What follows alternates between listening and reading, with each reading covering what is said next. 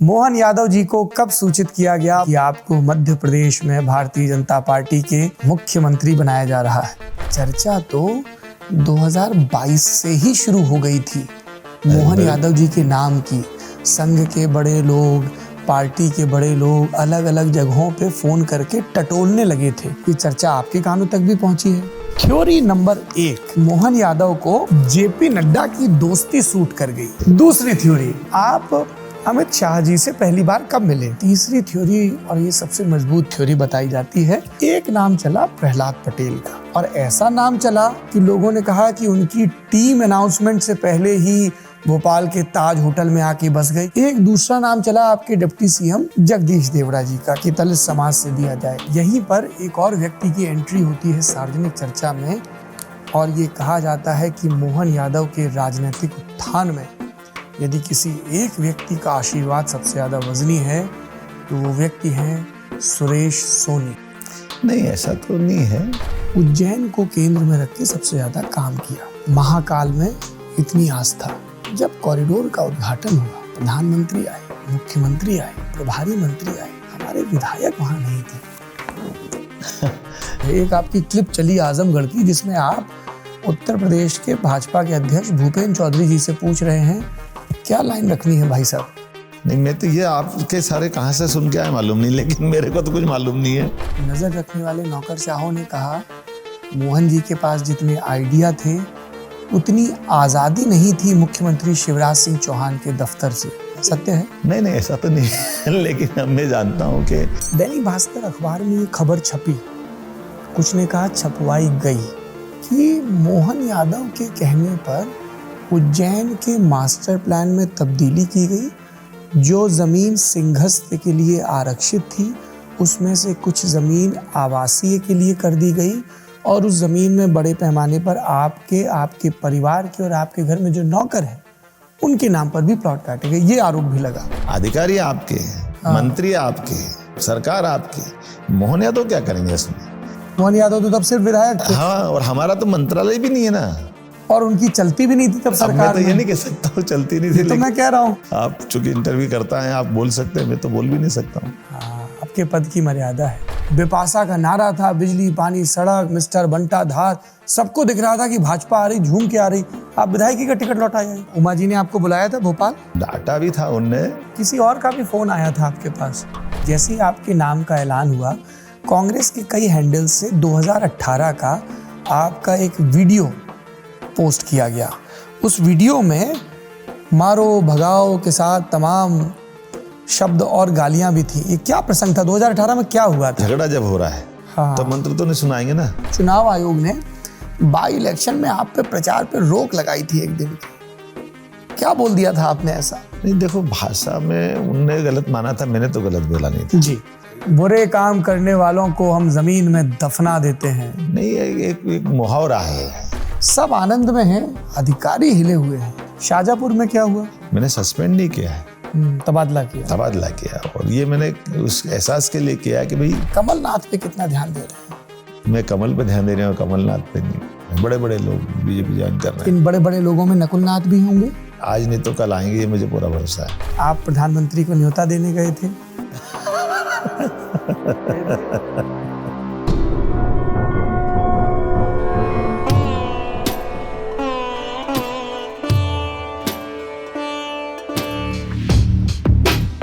पटवारी भर्ती को लेकर भी मुख्यमंत्री जी दोनों तरह की बात हुई। विपक्षी कह रहे हैं कि अगर जांच की है तो जांच की रिपोर्ट को पब्लिक तो कर दिया जाए कि उसमें निकला क्या। अब किसी को घर घर तो जाके दिखाएंगे नहीं ना। और फिर उस तरह के आरोपों को लेकर क्या सामने आया कि एक ही कॉलेज से 10 में से 7 टॉपर, कि जब कमलनाथ की सरकार थी तब एक फौरी तौर पे फैसला लिया गया था कि शिक्षकों को चूंकि अभी फंड की कमी है तो पहले साल सैलरी का इतना मिलेगा, दूसरे में इतना, तीसरे में, और फिर जाके उनको पूरी सैलरी मिलेगी। क्या शिक्षक ये उम्मीद कर सकते हैं कि अब उनको पहले वर्ष से ही पूरा वेतनमान मिलेगा? इसको लेके कुछ विचार है? मूर्तियां देखते ही मुझे ध्यान आता है कि जब पिछली बार जल्दबाजी में मूर्तियां लगाई गई थी तो कई मूर्तियां गिरी थी। तो इसकी जांच रिपोर्ट वगैरह आई कि किसकी गलती थी, किसकी लापरवाही थी? देखिए, दोनों बातें।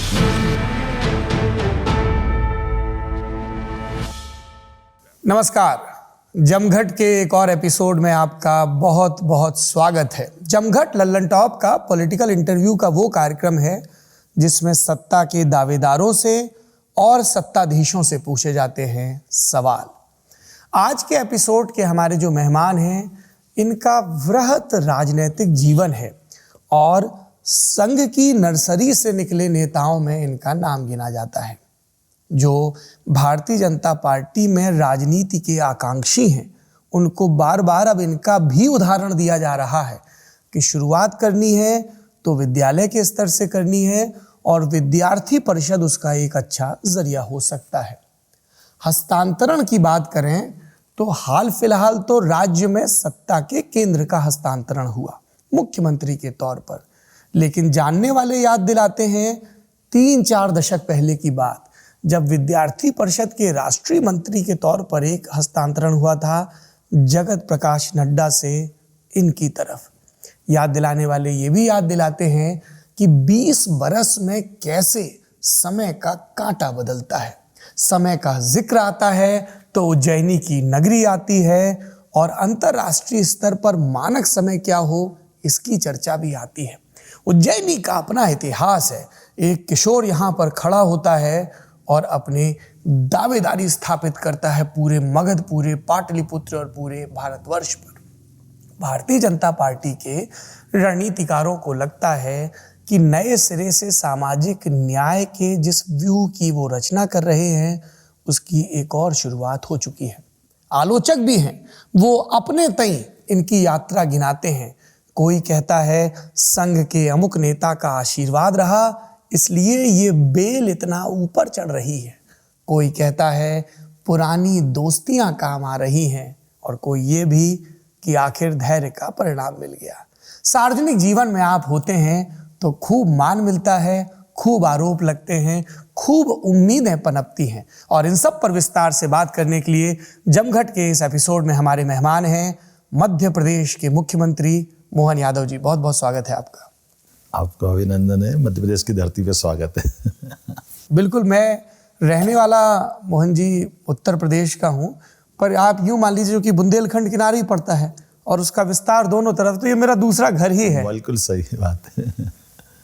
मैं जब आपकी राजनीतिक यात्रा के शुरुआती बिंदु देख रहा था और आपके पुराने मित्रों से बात की हमने, उज्जैन के, भोपाल के, दिल्ली के, एक नाम का बार बार जिक्र आया, शालिग्राम तोमर जी। इनके बारे में बताइए। देखो, शालिग्राम जी तोमर मेरे जैसे कई लोगों के लिए एक तरह से मार्गदर्शक का भी काम किया। विद्यार्थी परिषद के संगठन मंत्री होने के नाते से जी, एक प्रचारक का जो भाव होता है, स्वभाव होता है कि अपने विचार परिवार के लिए भी तैयार करना लोगों को, और जिनको तैयार कर उनको व्यक्तिगत जीवन में भी उनके जीवन की सारी अच्छी बुरी बातों को वाच करते हुए उनके सद्गुणों को बढ़ाते रहना और कुल मिलाकर के राष्ट्रवादी भाव का उनके अंदर प्रादुर्भाव करना।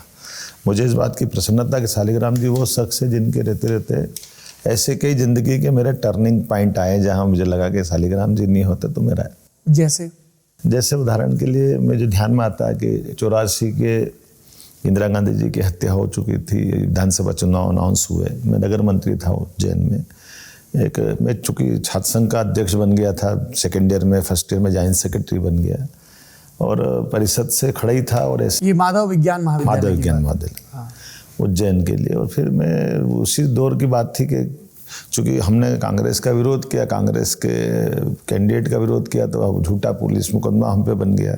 ये पहला मुकदमा था आप पे? हाँ, पहला मुकदमा था मेरे पे और बड़ा मुकदमा बना के मार मेरे लिए बड़ा पुलिस भयंकर सर्च कर रही थी और तमाम तरह की बातें। कौन सी धाराएं लगी थी? धाराएं तो ऐसी लगा दी थी कि जिसकी हाई कोर्ट से जमानतें होती।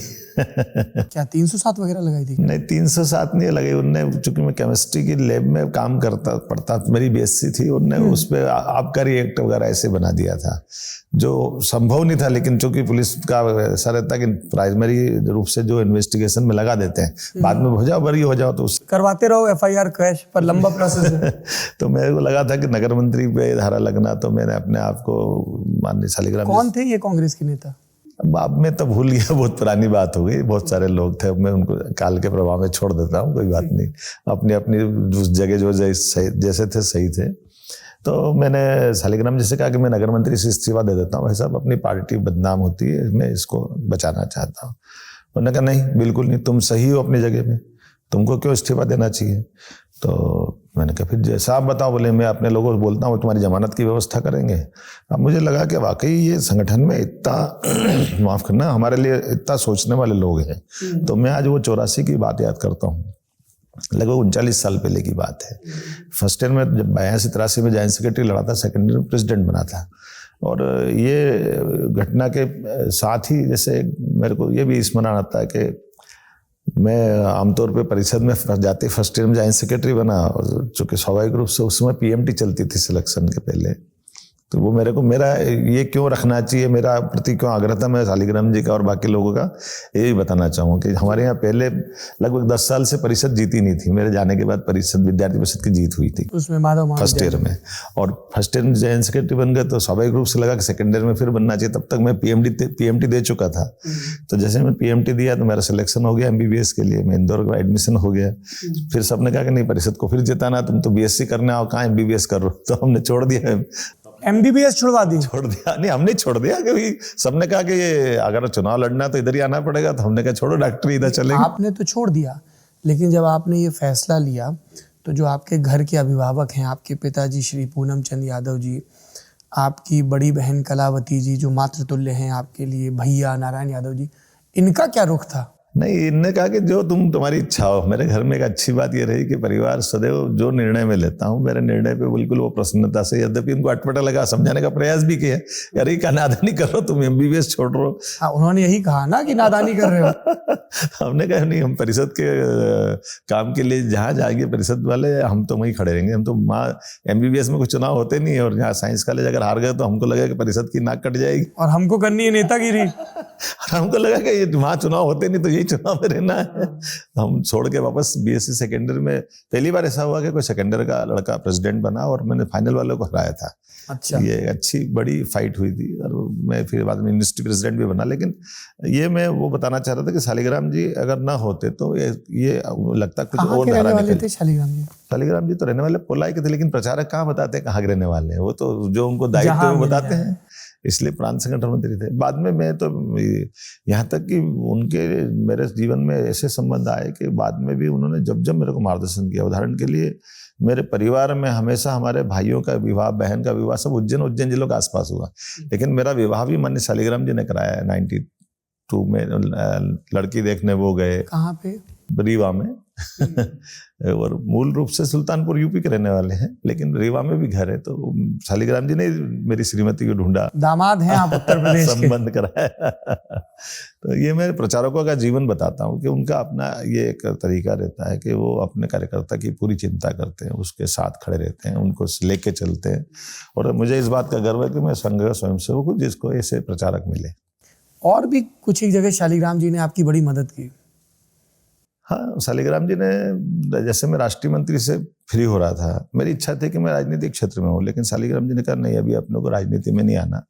ये बिल्कुल 90 के दशक की शुरुआत की बात है। 92 की बात है, जब मैं राष्ट्रीय मंत्री से फ्री हो रहा था। और आपका मन था 93 का चुनाव लड़ने का? हाँ, मैंने कहा चलेंगे चुनाव तरफ, चलते हैं आगे, क्योंकि उस समय 90, मेरे को आपको बताना चाहूंगा 90 में मेरी उम्र कम पड़ गई, नहीं तो मैं उस समय चुनाव लड़ लेता। उस समय 23.5 साल का था। लेकिन जब पटवा जी पहली बार सीएम बने तो मैं 93 में मेरे को लगा कि स्वाभाविक रूप से अपने को चुनाव लड़ना चाहिए। किस सीट से थी दावेदारी भाई साहब की? शहर से, उज्जैन से, जहाँ से मैं लड़ता हूँ। उज्जैन दक्षिण? वहाँ उज्जैन उत्तर दक्षिण की कोई फर्क नहीं पड़ता है। तो मैं उस समय तो ऐसे ही सोचता था, लेकिन ये जब बात आई तो जब 93 में तुमने कहा नहीं, तुमने व्यापार करते करते पढ़ाई की, अपना काम धंधा जमाया, लेकिन राजनीति में अगर आना तो अपने पास और अपने किसी आगे हाथ नहीं फैलाना पड़े, इतना अपने पास में अपनी वित्तीय व्यवस्था अच्छी करना, संसाधनों से मजबूत, संसाधनों से। और संघ में जाओ तो संघ में और अपने लिए काम करने का अच्छा मौका रहेगा। तो उसमें चूंकि नगर का स्वयं भाग कार्यवाह बनाया, फिर खंड कार्यवाह, ऐसे कई जवाबदारी दी, तो मेरे को अच्छा भी लगा, उस समय अटपटा भी लगा कि मैं कहाँ बच्चों के बीच में आ गया। राष्ट्रीय मंत्री से नड्डा जी युवा मोर्चा के राष्ट्रीय अध्यक्ष बने, मेरे बाद धर्मेंद्र प्रधान जी वो युवा मोर्चा के राष्ट्रीय अध्यक्ष बने, और मैं बच्चों का कार्यवाह बना। लेकिन ऐसे करते करते धीरे धीरे जो अपनी आदत है संगठन की, जो जवाबदारी अच्छे से करते रहो। बाद में 97-98 में जाकर के फिर मैं युवा मोर्चा की प्रदेश कार्यकारिणी का सदस्य बना, फिर जिले के महामंत्री बना, वापस फिर नीचे से ही स्टार्ट हुआ, एकदम नीचे से। लंबा इंतजार हो गया मोहन जी का। मतलब आप समझिए कि जिसने विद्यार्थी परिषद में राष्ट्रीय स्तर का दायित्व संभाल लिया हो, फिर वो नगर, जिला, प्रदेश में कार्यकारिणी मेंबर, तो थोड़ा क्षोभ तो हुआ होगा। ऐसे तो आपने खुद नाम लिया, नड्डा जी, धर्मेंद्र प्रधान जी, ऊपर ही ऊपर वो तो। ये बात तो सही है कि मेरे साथ के लोग राष्ट्रीय स्तर पे काम कर रहे थे और मैंने एकदम नीचे से चालू किया। लेकिन मुझे इस बात का संतोष है कि कई सारे काम की बारीकियां समझने के लिए राजनीतिक दल के नाते से जब मैंने नीचे काम किया और मैं अपने ऊपर मित्रों को देखता हूं, उनसे संवाद करता हूं, तो मुझे कहीं ना वो जो गैप ध्यान में आता है। मनुष्य निगरानी से मन में थोड़ा पड़ा तो लगता ही है कि ये कहीं ना कहीं बीच में बुरा लगा होगा। नहीं, बुरा तो मन में थोड़ा आता है, लेकिन ज्यादा उस पर ध्यान नहीं दिया। जो काम मिला अच्छे से करने की आदत है, इसलिए बहुत अच्छे से काम किया, भगवान की दया रही। 2003 में मैंने 2000 में ईसी मेंबर बन गया, एग्जीक्यूटिव काउंसिल का मेंबर बन गया था विश्वविद्यालय में। तो विश्वविद्यालय में छात्रावास वगैरह खाली कराने थे, कांग्रेस ने 20 साल से कब्जे कर रखे थे, ताले लगा लगा। ये उज्जैनी वाला जो यूनिवर्सिटी की लाइब्रेरी में कब्जे थे, तो सब, यद्यपि कांग्रेस की सरकार थी, लेकिन हमने दमदारी इसमें, चूंकि गवर्नर नामी नहीं था, पुलिस प्रशासन के साथ मिलकर सारे हॉस्टल वगैरह खाली कराए। दिग्विजय सिंह ने मुखालफत नहीं की इसकी? देखिए, कॉलेज कैंपस में और खासकर यूनिवर्सिटी कैंपस में तो यूनिवर्सिटी के लिए वाइस चांसलर, ईसी, इनका अपना थोड़ा सा, और फिर चूंकि मैं छात्र नेता रहा हूँ तो इनके पूरी बात नहीं कह रहे हैं आप, क्योंकि मैं छात्र नेता रहा हूँ और दबंग छात्र नेता रहा हूँ, आप समझ सकते हैं। तो इसलिए स्वाभाविक रूप से उन सारी बातों को निपटने में सक्षम रहता था, तो सामने आने की हिम्मत नहीं किसी की। तो लेकिन गलत बातों का शुरू से मैं विरोध करता था कि ये गलत, अगर आप रूम, आपकी पात्रता नहीं तो आप क्यों रूम में रहोगे आप, ये तो दादागिरी हो जाएगी, गुंडागिर्दी हो जाएगी। लाइब्रेरी के रूम काय के लिए होते हैं? विद्यार्थी के पढ़ने के लिए होते हैं, आपकी गुंडागिर्दी का जगह नहीं होना चाहिए। तो ऐसे करके विक्रम, वहाँ क्या सब यूथ कांग्रेस सेवा दल वाले काबिज थे? सारे लोग ताले लगा दिए थे, अपने कब्जे थे 20 साल से। वो अपने दारू पीने के लिए, दूसरे काम करने के लिए ऐसे ही बैठते थे लेकर के। हमने कहा ये नहीं चलेगा भाई, ये छात्रों का जो अधिकार है वो छात्रों को मिलना चाहिए। इसलिए शुचिता के मामले में शुरू से आग्रह करता हूँ, और मुझे इस बात का संतोष है कि वो मैंने करा दिया था उसी समय। संयोग ऐसा रहा कि 2003 में टिकट मिल गया विधानसभा का, बड़नगर से बी फॉर्म आ गया दिल्ली से, और हम उज्जैन से बड़नगर यात्रा के लिए निकल भी पड़े। लेकिन मेरे को अपने संघ के स्वयंसेवक और प्रचारक ने समझाया, उन्होंने कहा कि आपसे बड़ी उम्र के शांतिलाल धवई जी, आप इनको दे दो टिकट, अच्छा नहीं है, आप अपनी उम्र अभी बहुत गैप है बीच में। तो मैं 35-37 साल का था, तो मुझे लगा कि चलो कोई बात नहीं है, 20 साल बड़े मेरी उम्र के। तो फिर मैंने वैसे ही बी फॉर्म अपना लौटा दिया। मुख्यमंत्री जी, ये थोड़ा सा प्रेस कॉन्फ्रेंस वाला जवाब है। नहीं, और क्या हुआ था? नहीं, कुछ नहीं, यही हुआ सीधे सीधे। विधायकी का टिकट कौन लौटाता है? 2003 उमा भारती के नेतृत्व में अनिल माधव दवे और सब लोग लगे हुए थे, मोमेंटम था, बिपाशा का नारा था, बिजली, पानी, सड़क, मिस्टर बंटा धार, सबको दिख रहा था कि भाजपा आ रही, झूम के आ रही। आप विधायकी का टिकट लौटाए? नहीं, मैंने टिकट इसलिए लौटाया कि मेरे मन में तो ये भाव रहता था कि मैं कभी अपने मन के लिए, खुद के लिए कहीं किसी बात के लिए अड़ता नहीं। ये बात सही थी कि उमा जी को भयंकर नाराजी थी, उन्होंने 3 दिन की सारी सभाएं निरस्त कर दी, भयंकर। क्योंकि आमतौर पर उनने मेरे को डांट भी लगी थी कि ये विधायक की टिकट लगा लौटाना, ये बच्चे का खेल, लोग पार्षद की नहीं लौटाते। उमा जी ने आपको बुलाया था भोपाल? डांटा भी था उनने, पर तब तक मैं निर्णय कर गया था, और निर्णय करने में मैंने वो अवधि भी निकाल दी जब फॉर्म भर सकते हैं। किसी और का भी फोन आया था आपके पास? नहीं, इन्हीं का फोन आया था। उमा जी का तो डांटने के लिए आया था। उमा जी ने फिर हमारे वरिष्ठ प्रचारक है माखन सिंह जी, उनको बिठा के सामने बात करी थी। क्या बात हुई थी? उन्होंने कहा कि भाई आपने ऐसा क्यों कराया? हमने कहा अब हम तो स्वयंसेवक है, तो जो प्रचारक कहेंगे वो करना है। तो उन्होंने कहा नहीं, ये गलत बात है। कौन से प्रचारक थे जिन्होंने आपको पार्टी के आदेश के उलट जाने को कहा? नहीं, पार्टी के आदेश तो नहीं, उनको वहाँ लोकल लगा होगा। माननीय माखन सिंह जी हमारे प्रचारक थे, बड़े, आज भी मैं उनका आदर करता हूँ। स्थानीय स्तर पे उन्होंने कहा कि अभी मेरी उम्र कम है, उनकी उम्र ज्यादा है, थोड़ा सा वहाँ बवाल मच रहा है, तो आप छोड़ दो। स्वाभाविक रूप से होता ही है। और मेरे से भी गलती हुई थी कि मैं उज्जैन के बजाय बड़नगर की मैंने हाँ कर दी थी। ये मेरे से नहीं होना चाहिए थी, क्योंकि उज्जैन से बड़नगर की दूरी 50 किलोमीटर की है। फिर मेरे को ध्यान भी आया था कि मैं एक बार उज्जैन छोड़ूंगा तो हमेशा के लिए छूट जाएगी, तो इसलिए मैंने जान करते छोड़ा था। उज्जैन से दावेदारी नहीं की थी आपने 3 में? नहीं, दावेदारी तो की थी, लेकिन लास्ट मोमेंट पे जैसा होता है कि मेरे जो हितचिंतक थे उनने फोन करके कहा कि अपने को इस बार छोड़ना नहीं, अगर आप दे रहे हैं तो बड़नगर से लड़ लेंगे। उज्जैन बड़नगर में क्या अंतर है? शुरुआत तो हो। हाँ, एक बार अंदर तो जाएं, क्योंकि अपन विक्रम यूनिवर्सिटी के पूरे कैंपस में काम करते हैं और बहुत बड़ा परिक्षेत्र है, लगभग 13 जिलों का परिक्षेत्र था उस समय। तो उन्होंने कहा ये बड़नगर तो उज्जैन जिले में ही है, यहाँ क्या फर्क पड़ता है। ऐसे करके मैंने उस समय हाँ कर दी, लेकिन फिर मेरे को ध्यान में आया कि नहीं, अपन लोकल में करेंगे, ज़्यादा अच्छा रहेगा। और मुझे लगता है कि आज वो उस समय निर्णय ठीक किया कि अगर मैं एक बार उज्जैन छोड़ देता तो मुझे लगता है कहीं ना कहीं मेरे अंदर से उज्जैन के प्रति जो सेवा का भाव था वो प्रभावित होता।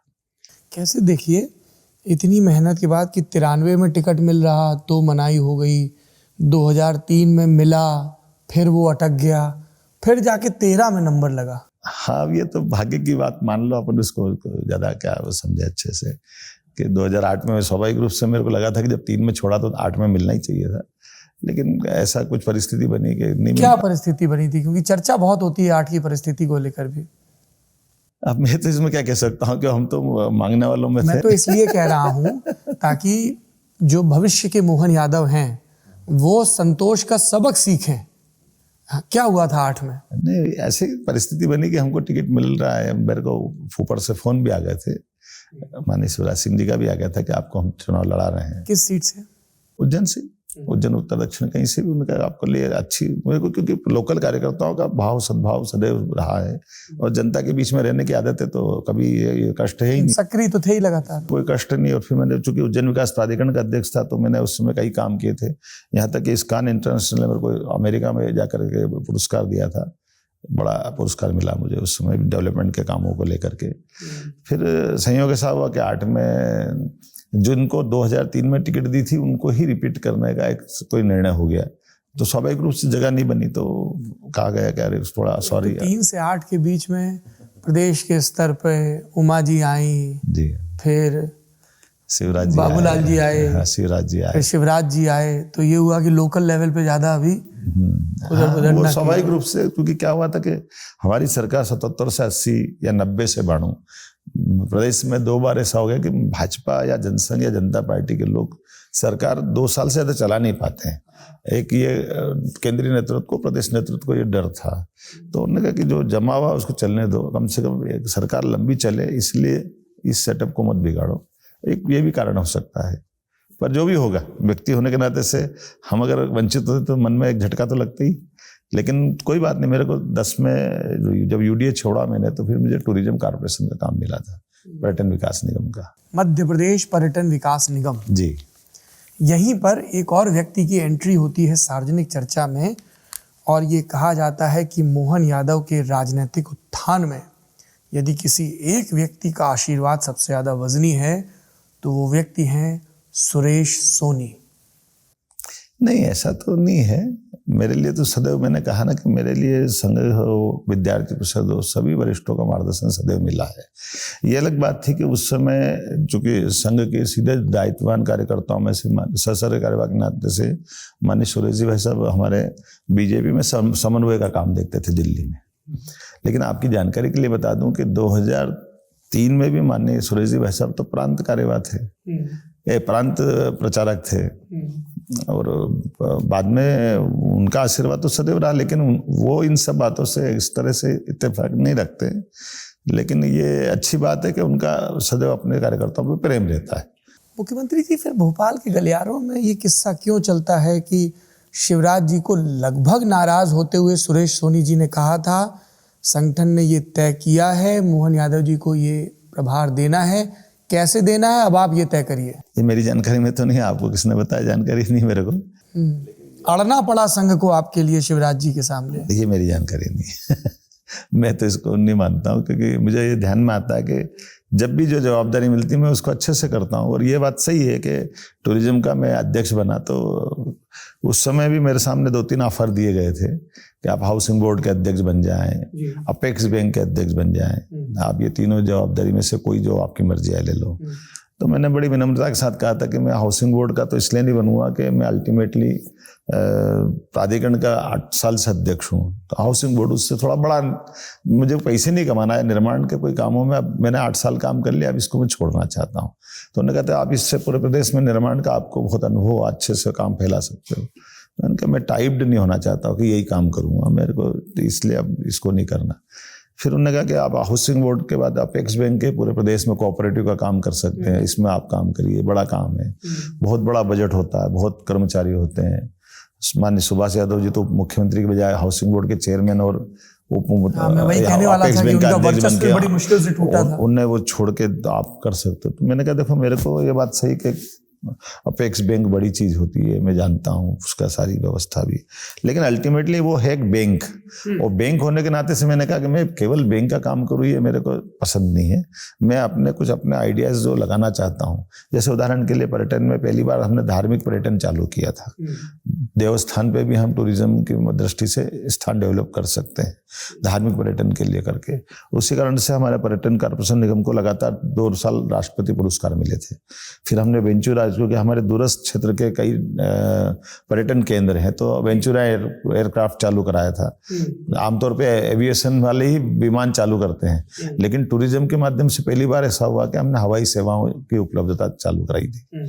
ऐसे कई काम करने का मौका मिला तो मुझे अच्छा लगा पर्यटन में काम करते करते। फिर 13 का टाइम आ गया तो चुनाव लड़ लिए। आप कह रहे हैं कि पर्यटन में रहते हुए काम करने का मौका मिला, पर नज़र रखने वाले नौकरशाहों ने कहा मोहन जी के पास जितने आइडिया थे उतनी आज़ादी नहीं थी मुख्यमंत्री शिवराज सिंह चौहान के दफ्तर से। सत्य है? नहीं ऐसा तो नहीं है, लेकिन मैं जानता हूँ कि एक कॉर्पोरेशन की एक सीमा होती है, क्योंकि कॉर्पोरेशन अल्टीमेटली मंत्रालय से संबद्ध रहते हैं, और मंत्रालय के पास भी एक स्वाभाविक रूप से मध्य प्रदेश उन राज्यों में से था जो अब धीरे धीरे बीमार से अपनी गति बढ़ाते बढ़ाते अच्छी तरफ में आ रहा था। तो जितना मौका मिला मैंने उसमें काम तो किया अच्छे से, ऐसे कोई बात नहीं। ये आपकी अपनी वाचिक मर्यादा है जो आप कह रहे हैं, पर यही बात चूंकि सिलसिला चल रहा है, आपने कहा कि मैं हाउसिंग बोर्ड में नहीं जाना चाहता था। जब हम किसी नेता का इंटरव्यू करते हैं तो पक्ष विपक्ष में जो भी तर्क पब्लिक स्फीयर में सब सुनते हैं।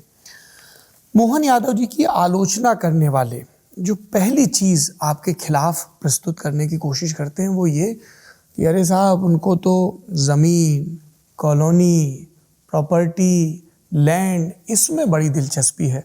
समर्थक कहते हैं कि साहब राजनीति में वो बाद में आए, ये उनका व्यवसाय है और व्यवस्थित ढंग से कह रहे हैं। आप जब इन आरोपों को सुनते हैं तब क्या आपका जवाब होता है? देखिए बहुत सीधी बात है, मैं कॉलेज जीवन से अपने स्वतंत्र व्यवसाय करते करते, पढ़ाई करते हुए मैं जिस परिस्थिति से निकला हूँ, बड़ी कठिनाई भरी परिस्थिति है, लेकिन एक मेरे लिए अच्छी बात रही कि हमारे संघ के प्रचारकों ने सदैव कहा कि अपने को किसी आगे कोई सुनना नहीं पड़े। मैं चाहता हूँ थोड़ा समय लेके आप बताएं कि श्री पूनम चंद यादव जी क्या करते थे, क्या मैंने कहा ना, हमारी थी? जैसे होटल थी, हमारी खेती है नदी के किनारे, खेती का अपना, लेकिन खेती की आय लिमिटेड होती है, तो बच्चे को पढ़ाने करने के लिए अलग से भी व्यवसाय कराना। तो होटल कहाँ थी? मालीपुरा में? मालीपुरा में थी शुरू में, बाद में हमने सराफे में खोली, फ्रीगंज में खोली।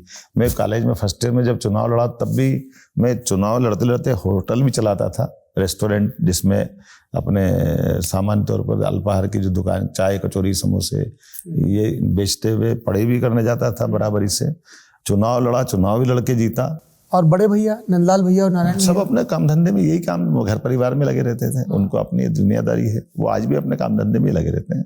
लेकिन चूंकि फर्स्ट ईयर में भी चुनाव लड़ते लड़ते मैं पढ़ने के लिए, क्योंकि जब आप लीडरशिप करते हो, कॉलेज में चुनाव लड़ते हो, तो आपको समय की कमी पड़ जाती है। तो सुबह 5 बजे उठ करके अपने शिक्षकों के यहाँ पढ़ने जाता था, क्योंकि मेरे को पढ़ना भी था, क्योंकि हम बीएससी कर रहे हैं तो हमको नकल की आदत नहीं, कभी नकल करी नहीं कभी। तो अपनी खुद की पढ़ाई करना, धंधा भी करना और चुनाव लड़ना, और चुनाव लड़के जीतना भी। चुनाव लड़ने के लिए नहीं लड़ना। मुझे इस बात की प्रसन्नता, लगभग 13 चुनाव लड़ा मैं, 13 ही चुनाव जीता आज तक, भगवान की दया से कभी चुनाव नहीं हारा। तो बिजनेस भी अपना स्वयं का करते करते जब ये लगा कि होटल के धंधे में टाइम ज़्यादा जाता है, तो सरकारी, हम तो उस दौर से निकले जब टोटल कांग्रेस की सरकार रही, तो सरकारी ठेकेदारी कर नहीं सकते, सरकारी सप्लाई कर नहीं सकते, तो निजी तौर पर मकान बना करके बेचना, ये अपने मित्रों के साथ काम चालू किया, कुछ जमीन खरीद करके, क्योंकि अब साफ सुथरा काम करना है। तो धीरे धीरे धीरे धीरे अपनी जगह बनाने लगे। तो स्वाभाविक रूप से हम अपने बलबूते पे कोई काम करते हैं। तो एक पक्ष ये भी रहता है कि उसी के आधार पर आज आप देखिएगा कि मैं अपनी वाइट के अंदर अपनी आमदनी अपने मंत्रिमंडल के समय में भी जब दिया तो मैंने अपनी अच्छी बैलेंस शीट दी है, लेकिन चूंकि मैं नीचे से वो आज से लिस्ट निकलती थी ना मध्य प्रदेश के 3 सबसे अमीर मंत्री, तो मैं अपने बलबूते पर परमात्मा की दया से नीचे से मेहनत करते करते आया और जो किया वो हाइट में किया, कभी गलत काम किया नहीं। ये अलग बात है कि अकर्मण्य लोग इस बात को गलत कहेंगे तो मैं उनके लिए कुछ नहीं कर सकता हूँ। जो कर्म करना चाहते हैं, काम करना चाहते हैं, साफ सुथरा काम करना चाहते हैं, उनको साफ सुथरे से ही बढ़ना चाहिए, ऐसा मेरा मानना है। चूंकि बात चल रही है तो लगे हाथ ये एक और बात और हो जाए। दैनिक भास्कर अखबार में ये खबर छपी, कुछ ने कहा छपवाई गई, दोनों ही बातें कह देता हूँ, ये तो ललन टॉप है, कि मोहन यादव के कहने पर उज्जैन के मास्टर प्लान में तब्दीली की गई। जो ज़मीन सिंहस्थ के लिए आरक्षित थी उसमें से कुछ ज़मीन आवासीय के लिए कर दी गई और उस ज़मीन में बड़े पैमाने पर आपके परिवार के और आपके घर में जो नौकर हैं उनके नाम पर भी प्लॉट काटे गए, ये आरोप भी लगा। ये नितांत झूठी बात थी। आज भी जहाँ खेती पहले होती थी आज भी खेती हो रही है, कोई कॉलोनी नहीं कटी, कोई मकान नहीं बना। मिल्कियत में कोई बदलाव? नहीं, मिल्कियत भी नहीं, मिल्कियत जो है वही हमारी है। आप बताइए, और जहाँ सिंहस्थ की बात बताई थी वो सिंहस्थ वहां से 10 किलोमीटर 20 किलोमीटर दूर लगता है, तो उससे भी और वो जमीन आरक्षित थी ना जब विस्तृत? ऐसा कुछ नहीं है, आज भी वैसी है। आप बताइए, जो बिना बात के कोई बात बना करके एक विषय बनाया था, और ये विषय भोपाल से बना था? नहीं, कहाँ से बना मैं नहीं जानता, लेकिन भास्कर में छपा था। अब वो हमने ऊपर ऑर्डर भी रिवर्स हुआ उसके बाद? नहीं, रिवर्स नहीं हुआ है। हमने तो ये बात सत्य कि सबके सामने आया कि भाई इसमें गलत बात है, झूठी बात है ये, क्योंकि आखिर जो साधु संत अखाड़े लगाते हैं, सिंहस्थ लगाने का मतलब बोलता है टेंट सिटी। जी, टेंट सिटी बनती है ये जब से सिंहस्थ आता तब से, और वो हमारे विधानसभा नगर 2 हिस्सों में बटा हुआ है, एक नॉर्थ एक साउथ में। तो नॉर्थ में सिंहस्थ लगता था और साउथ में हमारा अपना कार्यक्षेत्र और मेरा अपना पैतृक गांव भी। लेकिन वो उस क्षेत्र में कभी भी ऐसा मौका नहीं आया कि कोई सिंहस्थ में पड़ाव लगे, कोई ऐसी स्थिति बनी। टेम्परेरी पार्किंग होती है, और ये ऐसी जो बात चली थी, ऐसे 7 पार्किंग स्थान थे अस्थायी पार्किंग जिसको बोलते हैं, मार्क किए जाते हैं। हाँ, अस्थायी पार्किंग। और वो अस्थायी पार्किंग में भी विशेषता थी कि केवल पार्किंग करने के लिए गाड़ी रखेंगे, वो भी 1 महीने में 3 बार, जब बड़े सिंहस्थ के स्नान होते हैं। लेकिन वो ऐसे 7 जगह पे रखते थे, और हर बार जहां से पार्किंग होते हैं, जैसे आज भोपाल में आयोजन बड़ा होगा तो सीहोर में कोई पार्किंग स्थान बनेगा, तो वो भोपाल का हिस्सा थोड़ी हो जाएगा। पर वो मूलतः जमीन किसकी थी? सरकार? नहीं, हमारी जमीन, निजी खेती होती है वहां तो आज भी। अच्छा, पहले भी होती थी, आज भी होगी। ये 2012 का नोटिफिकेशन था? नहीं, 16 का। तो उसमें ऐसी कोई नोटिफिकेशन नहीं है। ऐसे आज भी जैसे कोई मान लो किसी का कैंपस है तो कुछ गाड़ी पार्क करने के लिए बोल देंगे तो उसको क्या बोलोगे आप? तो हमने कहा कि भाई ये पार्किंग करने वाली हमने जो पद्धति बनाई हुई है वो हमेशा ही होती है, आज भी होती है। तो इसको कौन बदल दिया, किसने बदल दिया? लेकिन आप इसको, क्योंकि इसमें मोहन यादव इन्वॉल्व थे और लैंड यूज पॉलिसी बदली, इसलिए बवाल कटा। लैंड यूज बदलने में मैं कहा था? हाँ, मैं तो उसमें भी नहीं हूँ। हाँ। एक विधायक होने के साथ मैं क्या कर सकता हूँ? अधिकारी आपके, हाँ। मंत्री आपके, हाँ। सरकार आपकी, मोहन यादव क्या करेंगे इसमें? मोहन यादव तो तब सिर्फ विधायक थे। हाँ, और हमारा तो मंत्रालय भी नहीं है ना, और उनकी चलती भी नहीं थी तब सरकार। मैं तो ये नहीं कह सकता हूँ चलती नहीं थी, तो लेकिन मैं कह रहा हूँ, मैं शिक्षा मंत्री हूँ, मैं उसमें आवास पर्यावरण मंत्री भी नहीं हूँ ना। तो मैं क्या करूँ? मैं अकेला नहीं, मेरा पूरा गांव है। मैं एक अकेला नहीं हूँ। अगर बारिश हो रही है पूरे गांव में तो मैं अपना घर बचा सकता हूँ क्या? बारिश तो पूरे गांव में होगी ना। अगर आप कोई पार्किंग की जगह बनाओगे, कोई नया स्थान बदलोगे तो पूरे गांव की बदलोगी। तो मेरे अलावा कम से कम पूरे गांव है, पूरा गांव को कैसे प्रभावित कर दोगे? तो गांव के लोगों ने विरोध भी किया, मैंने तो विरोध भी नहीं किया। हमने कहा आपकी मर्जी है, जो करो, क्योंकि पहले भी फसल होती है, खेती होती है, आज भी आने वाले 25 साल तक भी होगी। जब तक खेती बाड़ी, हम किसान आदमी खेती नहीं करेंगे तो क्या करेंगे? अगर कॉलोनी काटते तो दिख जाती ना कॉलोनी का, ठीक क्या हो गया है, कुछ नहीं हुआ। अभी आपका ये जो काम है, डेवलपर वाला जो काम है, ये कौन बेटे देखते हैं? वैभव? नहीं, अब तो क्या देखते हैं, चूंकि स्वाभाविक रूप से बेटा तो LLM कर रहा है, जो परिवार पैतृक व्यापार करता है वो करते ही है। अब देखिए, जिक्र आया, हम लोग आज ये बातचीत रिकॉर्ड कर रहे हैं, मैं आपको बधाई दे दूं, आपके बेटे का विवाह है, बहुत बहुत शुभकामनाएं। 25 को है शादी? 24 को। 24 को है। लेकिन मैंने अभी आपके इंटरव्यू में संकट हो गया, मैंने बताया नहीं किसी को कि मैं तो मंगल कार्य है। देखिए, मैंने शुभ कार्य नहीं बोला है, मंगल कार्य बोला है। ये मंगल मुहूर्त में मांगलिक कार्य होते हैं, ये बात सही है, जी। मैं भी सहमत हूँ। क्योंकि जो मंगल तिथियां होती है वो मुहूर्त के आधार पे इस विवाह होते हैं, और मुहूर्त को मंगल ही बोलना चाहिए। मैं आपको बधाई देना चाहता हूँ, क्योंकि हमारे यहाँ कहीं ना कहीं गलतियां हो जाती है कि हमारे मंगल त्योहार पे भी हम शुभकामना दे देते हैं, जबकि होना नहीं चाहिए।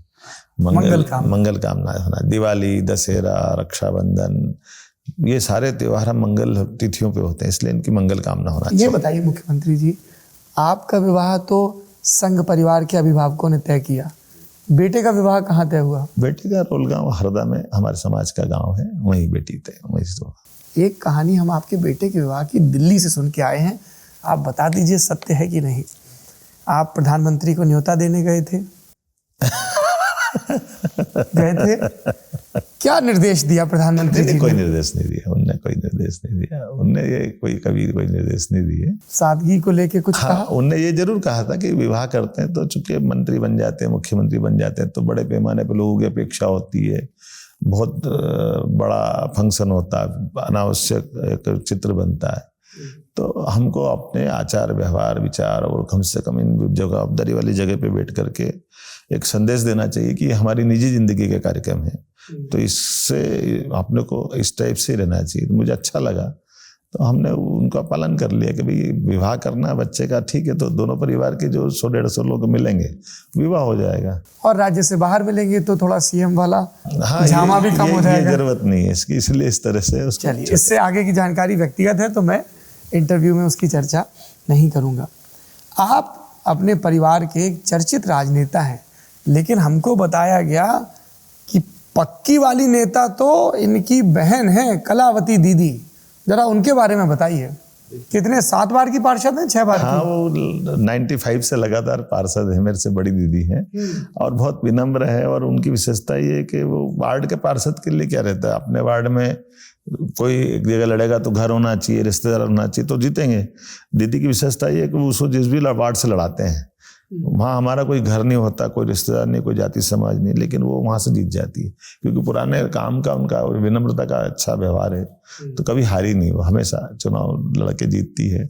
ये अलग बात है कि मैं तो अभी तीसरी बार लड़ा, वो 6 बार से लड़ रही है अभी तक। तो चुनाव में पहले डेब्यू वो दीदी हुई है, उनका हुआ, तो क्या सलाह देती हैं आपको वो? दीदी कहती है सेवा करने में विश्वास करना चाहिए, जनता से प्रेम करना चाहिए। डांट पड़ती है कभी? अब बड़ी है तो उनका अधिकार भी है, लेकिन वो माँ समान है, परिवार को लेके चलती है। हमारे परिवार में तो बड़ा एक दूसरे का सम्मान करने का जो अपनी भारतीय पद्धति है, उसका एक तरह से। मैं मुख्यमंत्री जी ये जानना चाहता हूँ, ये मेरी बड़ी बाल सुलभ जिज्ञासा है कि बड़ी बहनें कभी कभी धमक भी देती हैं, तो और प्रदेश की जनता को बड़ा इसमें बाल सुलभ ही लुत्फ आएगा कि अच्छा मुख्यमंत्री जी दीदी से पिटाए भी हैं या डांट भी खाए। कब खाए थे आखिरी बार डांट? नहीं, डांट का तो उनका अधिकार सदैव रहता है, उसमें कोई दिक्कत नहीं है। क्योंकि मैं क्या होता है, लगातार घर से बहुत बार बाहर रहता हूँ और अपने काम में लगा रहता हूँ। घर पे परिवार में भी गैप जब ज़्यादा होता तो स्वाभाविक रूप से वो बड़ी होने के नाते से उनको अधिकार रहता है। और वो सदैव में जब टूरिज्म चेयरमैन था तब भी, बाद में भी। क्या बुलाती हैं आपको? अब भाई को तो भाई बोलेगी, हाँ। भैया बोलेगी, और क्या भैया बुलाते। कुछ घर का नाम नहीं रखा है? नहीं, ऐसा कोई नाम अलग से नहीं है। और हमने आपके बच्चों से भी बात की जी। अपन जब इंटरव्यू करने आते हैं, पुराने कार्यकर्ता, संघ के लोग, पार्टी के लोग, प्रभारी लोग, सबसे बात करते हैं। ये व्यस्तता सब ठीक है मुख्यमंत्री जी, लेकिन बच्चों के स्कूल के कॉलेज के कार्यक्रम में न जाना, ये शिकायत मिली है आपकी? हाँ, ये सही बात है, क्योंकि ये बात सही है। मैं एक घटना मेरे को ये ध्यान में आती, जब मैं यहाँ टूरिज्म कॉर्पोरेशन का चेयरमैन था, संयोग ऐसा था कि मेरा तो ध्यान भी नहीं गया, क्योंकि बचपन से सुबह 7-8 बजे निकल जाते हैं घर से और रात को 12 बजे तक पहुँचते हैं। दिन भर अपने घूमते घामते ऐसे लगे रहते हैं। तो मेरी बच्ची जहाँ MBBS कर रही थी भोपाल में, उसने फ़ोन किया कि पापा मेरा MBBS फाइनल है। चिरायू मेडिकल कॉलेज में वो उसने MBBS किया। और चूँकि मैंने शुरू से अपनी फैमिली को, परिवार को राजनीति से दूर रखता हूँ, इसलिए उनको कभी भोपाल का बंगले में रखना, साथ रखना, ये मैंने कभी किया। तो आकांक्षा हॉस्टल में रहती थी? आकांक्षा हॉस्टल में रहती थी। और उसने कहा कि मेरे चूँकि प्राइमरी में आप कभी कोई पेरेंट्स मीटिंग में नहीं आए, कोई एनुअल गैदरिंग में नहीं आए, मिडिल में नहीं आए, हाई स्कूल हाई सेकेंडरी में नहीं आए, अब मेरा MBBS फाइनल का भी लास्ट साल है, वो लास्ट कार्यक्रम है, तो कम से कम आप मेरे कोई एक गैदरिंग में तो मेरे को देखने आओ। तो मैं आज डांस करने वाली, मेरी इच्छा है कि 2 दिन बाद मेरा एक डांस रहेगा, तो आप देखने आओ। मेरा ध्यान गया कि वाकई बहुत बड़ी गलती हो रही है इसके जीवन में, मेरी बहुत इच्छा है कि मेरे पापा मेरे गैदरिंग देखें। अच्छा संयोग ऐसा रहा कि मैंने भी तय करा कि मेरे को जाना ही चाहिए, और मैंने सारे प्रबंधन किए कि मैं जिस समय जिस दिन जाना होगा। और योग ऐसा संयोग रहा, पता नहीं क्या हुआ कि एक बहुत अर्जेंट मीटिंग आ गई, इसमें भारत सरकार के मंत्री भी आए, माननीय मुख्यमंत्री भी बैठने वाले थे, तो टूरिज्म कॉर्पोरेशन चेयरमैन को तो बैठना ही था, और मैं वो कार्यक्रम मिस कर गया, मैं नहीं गया। अब जैसे मेरे बहुत पहले तो झटके लगा था कि मैंने आज तक नहीं गया, ये मेरे को मालूम नहीं था, और मतलब वो ध्यान नहीं रहा, और उस दिन भी मिस हुआ तो स्वाभाविक रूप से मन में बहुत पीड़ा थी। मैंने उसको जो पसंद है कुछ मिठाई वगैरह लेकर रात को उससे मिलने हॉस्टल में गया। हमने कहा अब मेरे को लगा तो मैं उस बच्चे को फेस कैसे करूँगा, क्योंकि मैंने उसका मन तोड़ दिया, दिल तोड़ दिया उसका। अब पता नहीं क्या हुआ कि जैसे वो मैंने जोर से आवाज़ दी उसके नाम से, आकांक्षा कहाँ हो बेटा, तो वो आई, तो मेरे को लगा कि वो कैसे लड़ेगी, झगड़ेगी, नाराज़ होगी, लेकिन वो एकदम हंसती हुई आई कि पापा मेरे को मालूम था। तो मेरे को लगा चलो अपनी तो मन में तो उस समय दर्द था, लेकिन ये लगा कि खुश है, तो मैं तुरंत अपनी चेहरे पे मेरी भी प्रसन्नता ले आया कि हाँ बेटा मेरे को काम आ गया। बोले मेरे को तो मालूम था कि आप ऐसे ही करोगे। तो मैंने कहा फिर तेरे को ऐसे कैसे लग रहा है? बोले मैंने बुआ को बुला लिया था, बुआ हमेशा आती है, आज भी वही है, तो मेरा काम चल गया। तो ये जो एक मैंने अंदर की दर्द बताई कि बच्चों के साथ में जो समय गुजारने वाला जो कष्ट रहता है राजनीतिक क्षेत्र में, ये बहुत बड़ी तकलीफ रहती है। अगर हम डट के काम करते हैं, डूब के काम करते हैं, तो फैमिली में तो इसके बीच में गैप आता ही आता है। एक तकलीफ की और चर्चा हुई, ये व्यक्तिगत नहीं है, थोड़ी बल्कि कहें व्यक्तिगत है, थोड़ी सामाजिक है और राजनीतिक। ये मैं नाम नहीं ले सकता, पर उज्जैन के आपके बड़े पक्के वाले कार्यकर्ता ने हमसे ये जिक्र किया। उन्होंने कहा कि मोहन भाई साहब ने तमाम जिंदगी उज्जैन को केंद्र में रख के सबसे ज़्यादा काम किया। महाकाल में इतनी आस्था।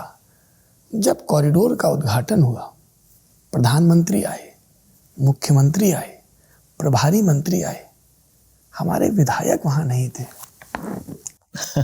देखिए, बड़ा जब काम करते हैं तो बड़ा मन रखना पड़ता है, और चूंकि स्वाभाविक रूप से प्रधानमंत्री हमारी विधानसभा में आ रहे हैं, मैं तो शिक्षा मंत्री भी था, तो स्वाभाविक रूप से जो पार्टी और व्यवस्था संगठन की जो बना देते हैं उसका पालन करना। तो मैं जहाँ मुझे जगह दी थी मैं वहाँ पहुँचा था, वो जहाँ सभा स्थल था वहाँ हमको चेयर दी थी, वहाँ बैठे थे, हमको कोई दिक्कत भी नहीं। अब आपने बड़ा मन रखा, शिवराज जी ने नहीं रखा? नहीं, उन्हें भी रखा होगा, क्योंकि उन्होंने PM को बुलाया, वो खुद आए, बड़ा कार्यक्रम उज्जैन में हुआ, बड़ा आयोजन हुआ। हेलीपैड पे स्वागत के लिए मौजूद नहीं थे? अब वो हेलीपैड पे चूंकि स्वाभाविक रूप से मुझे सभा स्थल पे था, वो मेंटेन करना पड़ता है कि जहाँ मिनिस्टर वेटिंग की लाइन रहेगी, जिसका नाम जहाँ रहेगा वहीं वो रहेगा। जब आप ये वजहें गिनाते हैं तब आपके समर्थक मानते तो नहीं हैं आपके इन तर्कों को, रुष्ट रहते हैं, अरे भाई साहब आप ये कह देते हो। नहीं, अब ये कार्यकर्ता तो स्वाभाविक रूप से उनको रहेगा कि मैं हर जगह दिखूं, लेकिन एक व्यवस्था रहती है, तो जहां हमको जरूरत थी वहां हम दिखे थे। दिखने की चर्चा हुई तो यहाँ लोगों ने कहा कि चर्चा तो 2022 से ही शुरू हो गई थी, मोहन यादव जी के नाम की। संघ के बड़े लोग, पार्टी के बड़े लोग अलग अलग जगहों पे फ़ोन करके टटोलने लगे थे, और एक बात तो ये भी चली कि हो सकता है कि चुनाव के पहले ही नेतृत्व परिवर्तन हो जाए और मोहन यादव को बिठा दिया जाए। ये चर्चा आपके कानों तक भी पहुंची है? मेरे पास तो नहीं पहुंची थी, मैं तो शिक्षा मंत्री वगैरह के मैंने अच्छे से काम किया, आगे चुनाव लड़े और अपना काम कर रहे थे। मैं तो जिस दिन मेरी घोषणा हुई उस दिन भी मैं लास्ट की पंक्ति में बैठा था। मेरे मन में तो कोई भाव नहीं था, जो भी काम मिल जाए अच्छे से करें, उसके अलावा मैं कुछ समझता नहीं। तो बताइए, यक्ष प्रश्न, मोहन यादव जी को कब सूचित किया गया पार्टी आला कमान के द्वारा कि आपको मध्य प्रदेश में भारतीय जनता पार्टी के विधायक दल का नेता और उसी आधार पर मुख्यमंत्री बनाया जा रहा है? पार्लियामेंट्री बोर्ड की बैठक के बाद में, ये पता नहीं क्या हुआ होगा, लेकिन विधायक दल की बैठक में हम विधायकों के साथ, हमारी 5वीं पंक्ति में मैं अपने विधायक मित्रों के साथ बैठा हुआ था, और अचानक वहाँ अनाउंस हुआ। कुछ समय तो मैं उठा ही नहीं, क्योंकि मेरे को मालूम ही नहीं था कि मेरा नाम, मेरे को विश्वास ही नहीं हो रहा था। फिर मेरे को मंच से कहा कि हाँ आप ही को बोला आपको आना उठ करके। तो हमने कहा कोई संकेत नहीं उसके पहले? नहीं, कोई संकेत नहीं, कुछ मालूम ही नहीं था। कैसे बताऊँ आपको मैं?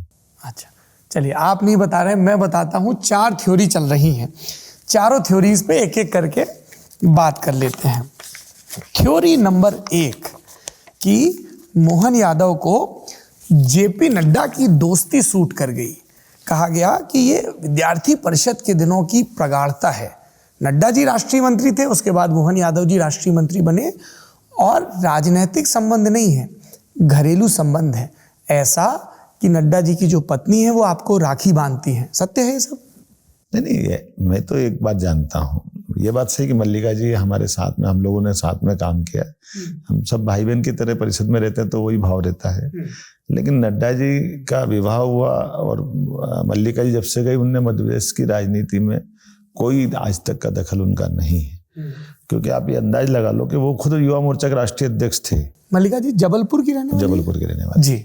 अगर नड्डा जी राष्ट्रीय अध्यक्ष थे युवा मोर्चा के, वो चाहते तो मुझे सीधे उनकी बॉडी में रखते ना, लेकिन नड्डा जी ने नहीं रखा है। इसलिए नड्डा जी संगठन के आदमी हैं। जो लाइन संगठन की रहती है हमेशा नड्डा जी की वही लाइन रहती है। इसलिए वो युवा मोर्चा के राष्ट्रीय अध्यक्ष बने या भाजपा के राष्ट्रीय अध्यक्ष बने, कार्यकर्ताओं से प्रेम उनका देश भर में है। इसलिए नड्डा जी की ये विशेषता है कि वो जो संगठन चाहता है, नड्डा जी उसका अक्षर से पालन कराते हैं। आपको एक उदाहरण देना चाहूँगा। बताइए। यहाँ उनकी मल्लिका जी की माता जी 2 बार सांसद रही जबलपुर से। उनका पारिवारिक बैकग्राउंड राजनीति। नाम उनका? नाम में क्योंकि मुझे भी ध्यान में नहीं आ रहा, इसलिए मैंने। बैनर्जी सरनेम है, जयश्री बैनर्जी। अच्छा। 2 बार सांसद रही। लेकिन ये बात सही थी कि उनके परिवार के व्यक्ति सांसद बन सकते थे, विधायक बन सकते थे, नगर निगम में महापौर बन सकते थे और प्राधिकरण अध्यक्ष बन सकते थे। लेकिन हर बार नड्डा जी अध्यक्ष बने जब से, ना उनने अपने ससुराल पक्ष को आगे आने दिया, ना कभी किसी को नहीं। इसलिए मैं स्वयं भी उनसे निवेदन करने गया कि आप अपने परिवार में, क्योंकि आपसे पहले की राजनीतिक बैकग्राउंड है इनका। जयश्री जी तो उनके पहले से, हम लोग परिषद में थे उसके पहले से वो नेता रही है। तो नड्डा जी ने कहा नहीं, ये तो करना ही पड़ेगा कि अगर मैं पदाधिकारी हूँ, राष्ट्रीय अध्यक्ष हूँ, तो मेरा ससुराल पक्ष से भी किसी को बनना ये माना जाएगा कि मैंने मौका दिया। इसलिए नड्डा जी इतने हार्डकोर वाले हैं, वो ऐसा नहीं सोच सकते कभी। हम ही लोग जो राजनीति के विद्यार्थी, हमारे लिए जानकारी थी कि अच्छा सांसद ही उनके घर में पहले रही है। जी, इसीलिए ये उन्होंने इस चीज को बचाया अपने आप को। तो ये कहना गलत है कि नड्डा जी ने कोई इस तरह से पार्शलिटी की होगी। नहीं, पार्शलिटी तो नहीं की होगी, पर वो एक पुराना परिचय काम तो आया होगा चर्चा में। मैंने फिर कहा कि वो उनका स्नेह जरूर मिला, आशीर्वाद सदैव है। दूसरी थ्योरी, आप अमित शाह जी से पहली बार कब मिले? मैं मुख्यमंत्री बनने के बाद मिला। उसके पहले नहीं मिला? कभी कोई चर्चा नहीं? क्योंकि एक थ्योरी ये घुमाई जाती है कि जब अदालती फैसले के बाद अमित शाह जी को गुजरात से निर्वासित किया गया, उसके बाद राजस्थान में, मध्य प्रदेश में, दिल्ली में जिन नेताओं से उनकी उठा बैठक हुई, दोस्ती हुई, उनका प्रवास हुआ, मोहन यादव जी का तब का उनका साथ है, ये कहानी है। नहीं, ऐसा नहीं, ये गलत है। मेरा उनसे संपर्क ही मेरे अभी बनने के बाद में आया। मैं तो माननीय अमित जी को बहुत लाइक करता हूँ, ये अलग बात है। लेकिन जैसे आप कह रहे हैं मुख्यमंत्री बनने के बाद ही पहली बार भेंट हुई, उससे पहले कभी भेंट भी नहीं हुई? नहीं, भेंट तो हुई। पहली बार कब भेंट हुई? शिक्षा मंत्री बन के हुई। अच्छा, उसके पहले जब राष्ट्रीय अध्यक्ष थे तब हुई। क्योंकि मैं 2003 के बाद से तो राजनीति में हूं ना, लगातार टूरिज्म का चेयरमैन था तब भी हुई। लेकिन ऐसा मेरा कोई उस ढंग का संबंध नहीं आ पाया। मैंने अपने काम से काम रखा और अपना काम खत्म करा, वापस आ गया। उनका सम्मान करते हुए उनसे प्रेम सदैव रहा, लेकिन मेरा ऐसा कोई व्यक्तिगत संबंध नहीं आ पाया। तीसरी थ्योरी, और ये सबसे मजबूत थ्योरी बताई जाती है जानकारों के द्वारा। देखिए, हमको तो कुछ पता नहीं, तो हम पूछ लेते हैं। पार्टी के यहाँ पर प्रभारी थे 2 मंत्री, दोनों नरेंद्र मोदी और अमित शाह के विश्वस्त, भूपेंद्र यादव और अश्विनी वैष्णव। नाम चला साहब, जब चुनाव में प्रचार हो रहा था तो कहा गया कि आला कमान ने ये तब तक मन बना लिया था कि शिवराज जी का बहुत हो गया प्रदेश में, इसीलिए प्रचार के दौरान ही नरेंद्र मोदी के चेहरे पे ज़्यादा फोकस था। फिर हुआ कि संभावित कौन होंगे, एक नाम चला प्रहलाद पटेल का, और ऐसा नाम चला कि लोगों ने कहा कि उनकी टीम अनाउंसमेंट से पहले ही भोपाल के ताज होटल में आके बस गई कि साहब अब तो बस फॉर्मेलिटी बाकी है 2-3 दिन में और उसके बाद टेक ओवर हो जाना है। लेकिन अचानक दिल्ली में कुछ चर्चा हुई और चीज़ें बदल गई। किसी ने कहा कि पार्टी के बाकी कद्दावर नेताओं ने उनके नाम पर वीटो कर दिया, फिर चाहे वो शिवराज जी हों, चाहे कैलाश जी हों, चाहे नरेंद्र तोमर जी हों। एक दूसरा नाम चला आपके डिप्टी सीएम जगदीश देवड़ा जी का कि दलित समाज से दिया जाए। फिर हुआ कि नहीं, उसमें भी बहुत किंतु परंतु हो रहा है। और आखिरी में फिर मोहन जी का नाम आया कि पहले भी इस पे विचार हुआ है, सामाजिक समीकरण की दृष्टि से, समावेशी राजनीति की दृष्टि से, और उत्तर प्रदेश और बिहार को ये मैसेज देने की दृष्टि से कि भाजपा सभी जातियों की पार्टी है और सब जाति के कार्यकर्ताओं को यहाँ मौका मिलेगा। क्या हुआ? नहीं, मैंने तो कहा कि ना मेरे को पहले मालूम था ना आज मालूम है, तो आपके मुंह से सुन रहा हूँ इतनी सारी कहानी जी। मैं तो खुद ही अपनी चौथी नंबर की लाइन में बैठा हुआ, अपने काम में लगा हुआ हूँ, और मेरे को वहां से अनाउंस किया, बैठ गया। भूपेंद्र यादव जी ने कोई संकेत नहीं किया? किसी से नहीं, कोई बात ही नहीं हुई, ना भूपेंद्र जी से ना अश्विन जी से, आज तक भी इस बारे में बात नहीं हुई। आप पूछ सकते, मेरी किसी से बात ही नहीं हुई। हमारे यहाँ ये पद्धति है ही नहीं कि इस टाइप से कोई कार्यकर्ता को बात करे, चर्चा करे। लेकिन ये संगठन की पद्धति कि जो काम मिल जाए उसको अच्छे से निभाना, और निभाने के लिए सबका साथ लेना। तो ये जिन जिन के भी आप नाम बताओ, सबने, माननीय शिवराज सिंह जी ने मेरे को प्रस्तावित किया, माननीय प्रहलाद जी ने जब हमारे विधायक दल की बैठक हुई तो मेरा सबसे परिचय कराया अपने यहाँ, वो अपनी विंध्य कोठी वाली जगह पर। माननीय जगदीश देवड़ा जी अभी मेरे साथ डिप्टी सीएम यहीं से, हम विद्यार्थी परिषद के बहुत वर्षों पुराने साथी हैं। हमको कहीं कोई कष्ट नहीं, बहुत प्रेम से। देवड़ा जी के खिलाफ एक बात ये भी कही कि अगर वो सीएम बनेंगे तो फिर से शिवराज जी की ही रिट चलेगी। नहीं, मैं तो ये आपके सारे कहाँ से सुन के आए मालूम नहीं, लेकिन मेरे को तो कुछ मालूम नहीं है। आप चूंकि इंटरव्यू करता है, आप बोल सकते हैं, मैं तो बोल भी नहीं सकता। हाँ, आपके पद की मर्यादा है। संघ का आशीर्वाद लेकिन खूब मिला इस बार भी। हाँ, मुझे इस बात का गर्व है कि मैं संघ का स्वयंसेवक हूँ, और संघ, मैंने कहा कि बाल्यकाल से लेकर आज तक संघ हो, विद्यार्थी परिषद हो, हमारा पूरा परिवार संगठन सदैव हर मामले में मदद करता है। और उनका भाव ही ये रहता है कि पद तो आते जाते चले जाते, लेकिन व्यक्ति का नाते से कार्यकर्ता का भाव बना रहे। कार्यकर्ता की सफलता में संगठन की सफलता है। सुरेश सोनी जी की सीख काम आई और उनका आशीर्वाद भी सभी का, उनके तैयार किए लोग राजनीति में भी आगे बढ़ रहे हैं, संघ में भी आगे बढ़ रहे हैं।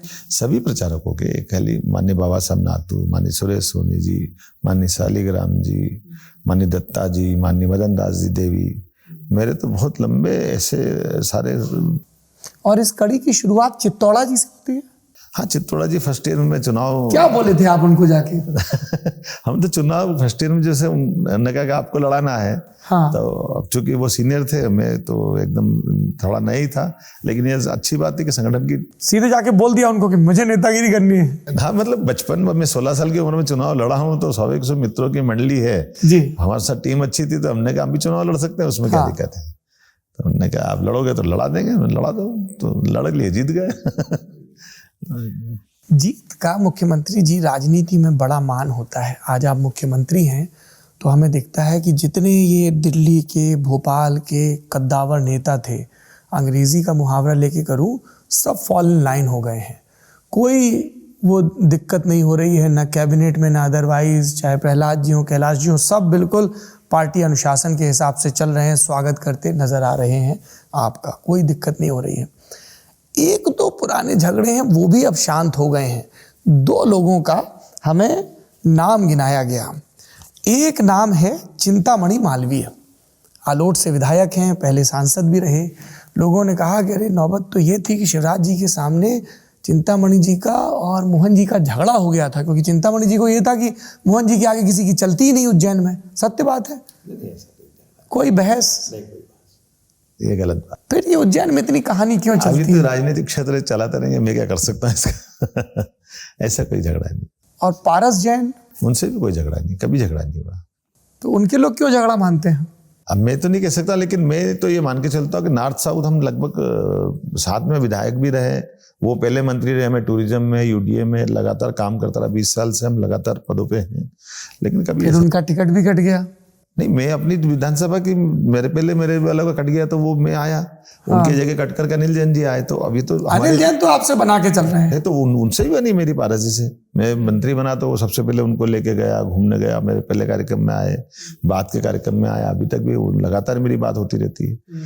हमारे यहाँ ये कम से कम उज्जैन तो संगठन का बहुत अच्छा गढ़ है। अब सब बिल्कुल कभी पहले से ही, आज नहीं, पहले से कभी कोई इस मामले में कोई मतभेद नहीं रहता। ये बार बार उज्जैन का जिक्र हो रहा है। मैं चाहता हूँ कि इस इंटरव्यू के उत्तरार्ध में जब हम लोग महाकाल के कॉरिडोर में घूमें तब उज्जैनी और अवंतिका के बारे में विस्तार से बात करें। एक बस आखिरी प्रश्न है, ये आपके बतौर मुख्यमंत्री जो आपने तमाम सख्त फैसले लिए हैं जिसकी वजह से अधिकारियों में थोड़ा सा हड़कंपा है, उसके बारे में बात करने के लिए है। पानी दे दीजिए, कोई बात नहीं, पानी दे दीजिए, तो स्वाभाविक चीज़ें हैं सारी, है ना।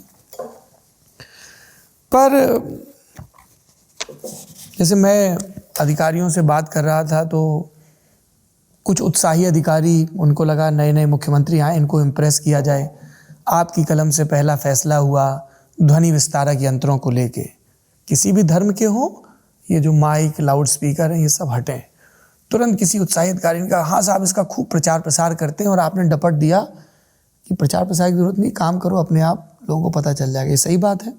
देखिए, ये बात आपने सही कही है। पर वो पहला फैसला हमने एक्सीलेंस कॉलेज बनाने का किया। अच्छा। एक्सीलेंस कॉलेज नई शिक्षा नीति के आधार पर हर जिले में बनना चाहिए। मैंने 7 निर्णय पहली कैबिनेट में किए। और आप तो उच्च शिक्षा मंत्री थे भी पिछली सरकार में। मुझे याद था, इसलिए मैंने कहा कि नए सत्र में नए विद्यार्थियों को एक्सीलेंस कॉलेज मिलना चाहिए जिसमें सभी प्रकार के कोर्स हो। दूसरा फैसला ये था कि जो ध्वनि विस्तारक यंत्र के संबंध में सुप्रीम कोर्ट की जो गाइडलाइन है इसका पालन होना चाहिए।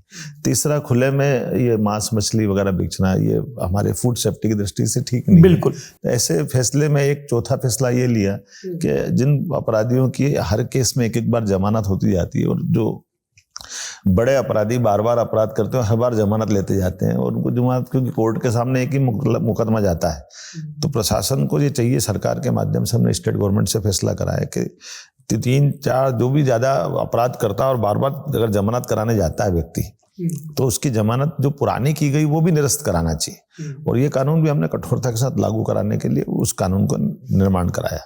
और मुझे इस बात की प्रसन्नता कि ऐसे फैसलों को लेकर के जब हमने बात की तो स्वाभाविक रूप से हुआ कि अधिकारी ने कहा हम इसकी पब्लिसिटी करें एकदम पूरे, चूंकि स्वाभाविक रूप से सब जगह। तो हमने कहा नहीं, सरकार के फैसलों को लागू कराने की चिंता करना चाहिए, न कि प्रचार प्रसार की। मेरी आज भी पद्धति यही है। मैं थोड़ा सा आपके साथ इंटरव्यू में बैठ गया, अदरवाइज मैंने आज तक इंटरव्यू भी नहीं दिया। मुझे तो मैं मालूम नहीं था कि आप इतनी सारी बातें पूछेंगे। मैं बहुत दूर रहने वाला सामान्य कार्यकर्ता हूँ जो इन सारी बातों प्रचार प्रसार से मेरा बहुत व्यक्तिगत रूप से। आप प्रचार प्रसार से दूर रहते हैं मुख्यमंत्री जी, लेकिन आपके विरोधी नहीं चूक रहे। जैसे ही आपके नाम का ऐलान हुआ, कांग्रेस के कई हैंडल से 2018 का आपका एक वीडियो पोस्ट किया गया। उस वीडियो में मारो भगाओ के साथ तमाम शब्द और गालियां भी थी। ये क्या प्रसंग था? 2018 में क्या हुआ था? देखिए, क्या हुआ कि एक पोलिंग बूथ है, एक पोलिंग बूथ में जहां हमारे आमतौर पर प्रदेश भर में हमारे यहाँ कोई ऐसी स्थिति नहीं बनती कि पोलिंग पे कोई कब्जा कर ले जी, लेकिन उज्जैन के एक पोलिंग बूथ पे कब्जा हो गया। कब्जा हुआ हमारा पोलिंग बूथ वाले को। ये उज्जैन दक्षिण विधानसभा का मामला है। दक्षिण में तो पोलिंग बूथ पे हमारे जो पोलिंग बूथ पे बैठने वाला व्यक्ति उसको भगा दिया। कौन थे ये नेता कांग्रेस के? ऐसे कोई बड़े नेता नहीं थे, वहीं के लोकल लोग थे। तो ऐसे कब्जा करके नकली वोटिंग की नौबत आ गई। और चूंकि मैं वहां प्रत्याशी था, और प्रत्याशी होने के अभ्यर्थी को पास मिलता वो सब दूर जाता है। जब मैं वहां देख रहा हूँ कि ये क्या हुआ, तो स्वाभाविक रूप से अगर अवैध काम हो रहा, गलत काम हो रहा, गलत वोट डल रहे हैं, तो मैं वहां खड़ा हुआ और मैंने डांट लगाई कि ये क्या हो रहा है भाई। और फिर इलेक्शन कमीशन फिर आया मोहन यादव को गुस्सा, उन्होंने एकदम शिकायत भी भाषा में ऐसी तैसी कर दी। नहीं, हमने कहा कि भाई ये अगर चुनाव तो चुनाव की जगह है, जिसके पक्ष में वोट डल जाए, रिजल्ट आएगा जब आ जाएगा। आप नकली वोट डाल करके उज्जैन की इज्जत मत खराब करो। और स्वाभाविक रूप से मेरे इस विरोध का असर हुआ, वो तुरंत सब व्यवस्था सुधरी। आपसे गालियां खा के हट गए वो लोग? कलेक्टर आ गए, SP आए, सबने जो भी वहाँ अनधिकृत लोग थे सब हटे और सब व्यवस्थित मतदान हुआ। और आपको ध्यान दिला दूं कि उस बूथ पे बाद में भी कभी फिर झगड़ा नहीं हुआ। वो एकमात्र। अरे आप इतना गरियाए आए थे वहां पे, आप गलत रौद्र रूप दिखाया थे। पड़ेंगे गलत बात हुई तो एकदम ऐसी तैसी फेर दी थी, बिल्कुल देख गाली। नहीं, मेरा ये मानना है कि अगर कोई गलत बात हो रही, झगड़ा जब हो रहा है, हाँ, तो मंत्र तो नहीं सुनाएंगे ना। हाँ, झगड़ा ही हो रहा है तो झगड़ा तो झगड़े जैसा है, उसमें कोई क्या करेगा। एक 2020 का और प्रसंग है जब चुनाव आयोग ने बाई इलेक्शन में आप पे प्रचार पे रोक लगाई थी एक दिन की। क्या बोल दिया था आपने ऐसा? नहीं देखो, भाषा में उनने गलत माना था, मैंने तो गलत बोला नहीं था जी। भाषण के आधार पर कई बुरे काम करने वालों को हम जमीन में दफना देते हैं। नहीं, एक मुहावरा है, बुरे काम का बुरा नतीजा, सुन भाई चाचा बोल भतीजा, गाना भी तो बनाया आप ही लोगों ने जी। हमने सबने फिल्मों में सुना। ऐसे कई मुहावरे चलते जिससे कोई बात निकलती। तो किसी कार्यकर्ताओं को जोश दिलाने के लिए आप अच्छी जब बात रखते हो तो कई बार उसका राजनीतिक दृष्टि से वो लोग दुरुपयोग जो चालू करते हैं। तो हमने तो सामान्य भाषा में बोला था, तो उन्होंने कहा इसको गलत मान लिया था, हम एक दिन के लिए बैन कर दिया। तो बैन कर दो, उसमें क्या फर्क पड़ता है, दूसरे दिन से वापस नॉर्मल होगा। ये तो स्वाभाविक है।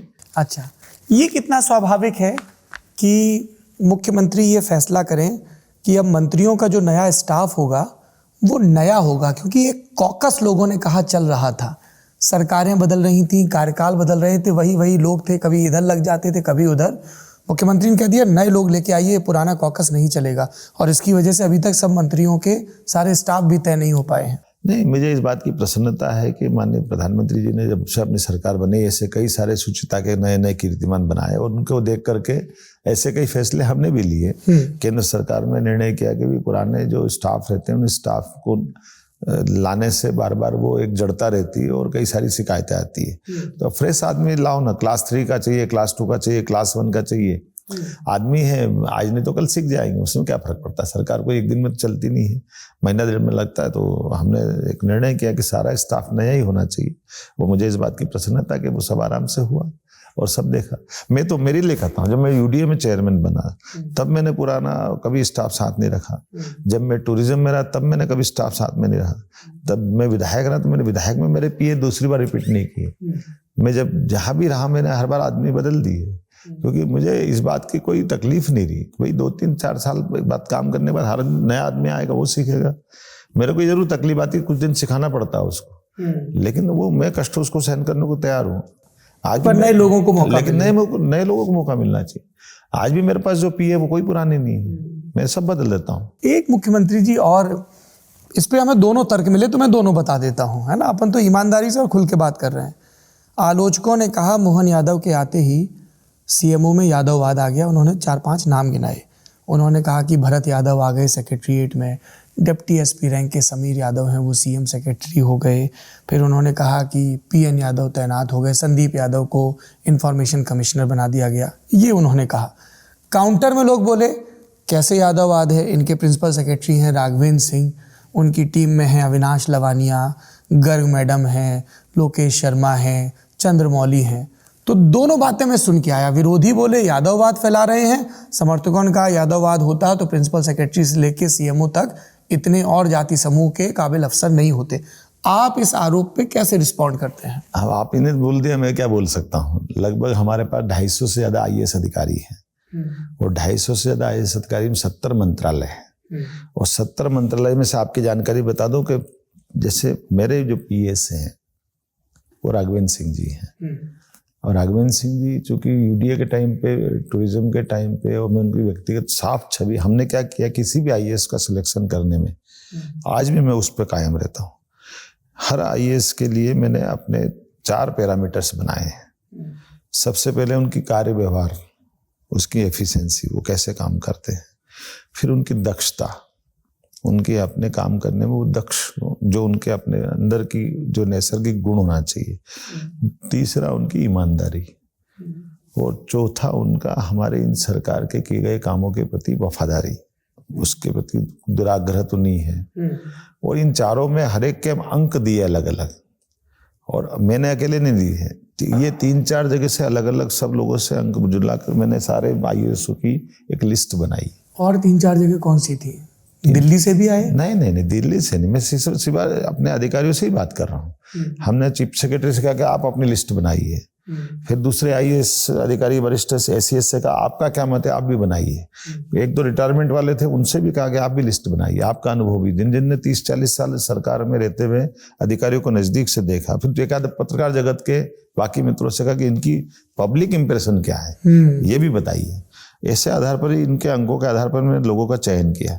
और आपको ध्यान हो तो मैंने आने के बाद सब नहीं हटाया आज तक भी, केवल जहां जरूरत लगी केवल उतना ही बदलाव किया। बाकी मेरा स्वभाव शुरू से कि जो जहां है मैं उससे काम ले सकता हूँ, लेकिन काम लेते लेते जो ज़्यादा हमारे लिए बेसिक ज़रूरत है कि उसकी ईमानदारी चाहिए, दक्षता चाहिए, कार्य व्यवहार चाहिए, और कार्य करने के बाद उसके काम के प्रति आग्रह दुराग्रह नहीं चाहिए।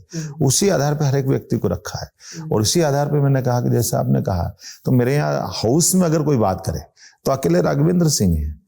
भरत यादव तो आज भी निगम में, स्थानीय शासन में मेरे से पहले ही स्थानीय शासन के आज भी वो वहाँ कमिश्नर है, एडिशनल चार्ज कमिश्नर है, तो एडिशनल चार्ज दिया। मूल कहाँ है उनका काम, वही है, और उसके अलावा कोई नहीं है। दूसरा CPR है, तो ऐसे 70 मंत्रालय के अलग अलग अधिकारी हैं, उसमें से संदीप है, तो वो मेरे यहाँ नहीं है, CPR काम कर रहा। CPR का काम अपने मंत्रालय के साथ जुड़ा हुआ है। इसी प्रकार से IPS कोई है, तो IPS की भी 250 से ज्यादा लिस्ट है। तो सुरक्षा के अधिकारी बदलना नहीं बदलना DG का काम रहता है। तो लेकिन मैं ये दोनों बातों से आपके सामने बात रखना चाहता हूँ कि कोई अच्छा अफसर है, लेकिन वो अगर आना चाहता है तो मैं उसको जाति कारण से नहीं रोकूंगा। बिल्कुल, यादव होना गुनाह नहीं है। लेकिन ये बात भी सही है कि मैं अपने पे आज भगवान की दया से मैं लगभग 20 साल से हूँ, लेकिन मैंने कभी इस एंगल से कभी किसी को नहीं देखा। वो अगर कोई मान लो संदीप है, तो संदीप 30 साल से IAS अधिकारी है। आज भरत है, तो भरत 20 साल 25 साल से 6 जगह वो कलेक्टर रह चुके हैं। तो जो मेरे पहले रह चुके हैं ना, मैंने तो नहीं बनाया। 6 बार का कलेक्टर है, अभी कमिश्नर है, और व्यक्तिगत रूप से भी उस जब IAS के एग्जाम इसमें टॉप ग्रेड में सिलेक्शन जिसका हुआ है, तो योग्य लोगों को रखना ये काम है, तो उनसे काम लेना मेरा काम है। ना उसकी वजह से उनको लाभ मिले, लेकिन हानि भी ना हो। बिल्कुल, ये जो योग्य लोग आना चाहिए, बिल्कुल, क्या किसी भी समूह के हों। बिल्कुल। जब आपको बिहार और उत्तर प्रदेश भेजा जाता है, आपके खूब चर्चा होती है। एक आपकी क्लिप चली आजमगढ़ की, जिसमें आप उत्तर प्रदेश के भाजपा के अध्यक्ष भूपेंद्र चौधरी जी से पूछ रहे हैं क्या लाइन रखनी है भाई साहब, और उसको अखिलेश यादव ने ट्वीट किया। अखिलेश यादव ने ट्वीट किया तो उसके बाद जो वहाँ के भाजपा के नेता हैं, जैसे सुभाष यदुवंशी और बाकी सब, उन लोगों ने विरोध किया कि ये अपमान कर रहे हैं हमारे नेता का। क्या हुआ था प्रेस कॉन्फ्रेंस में?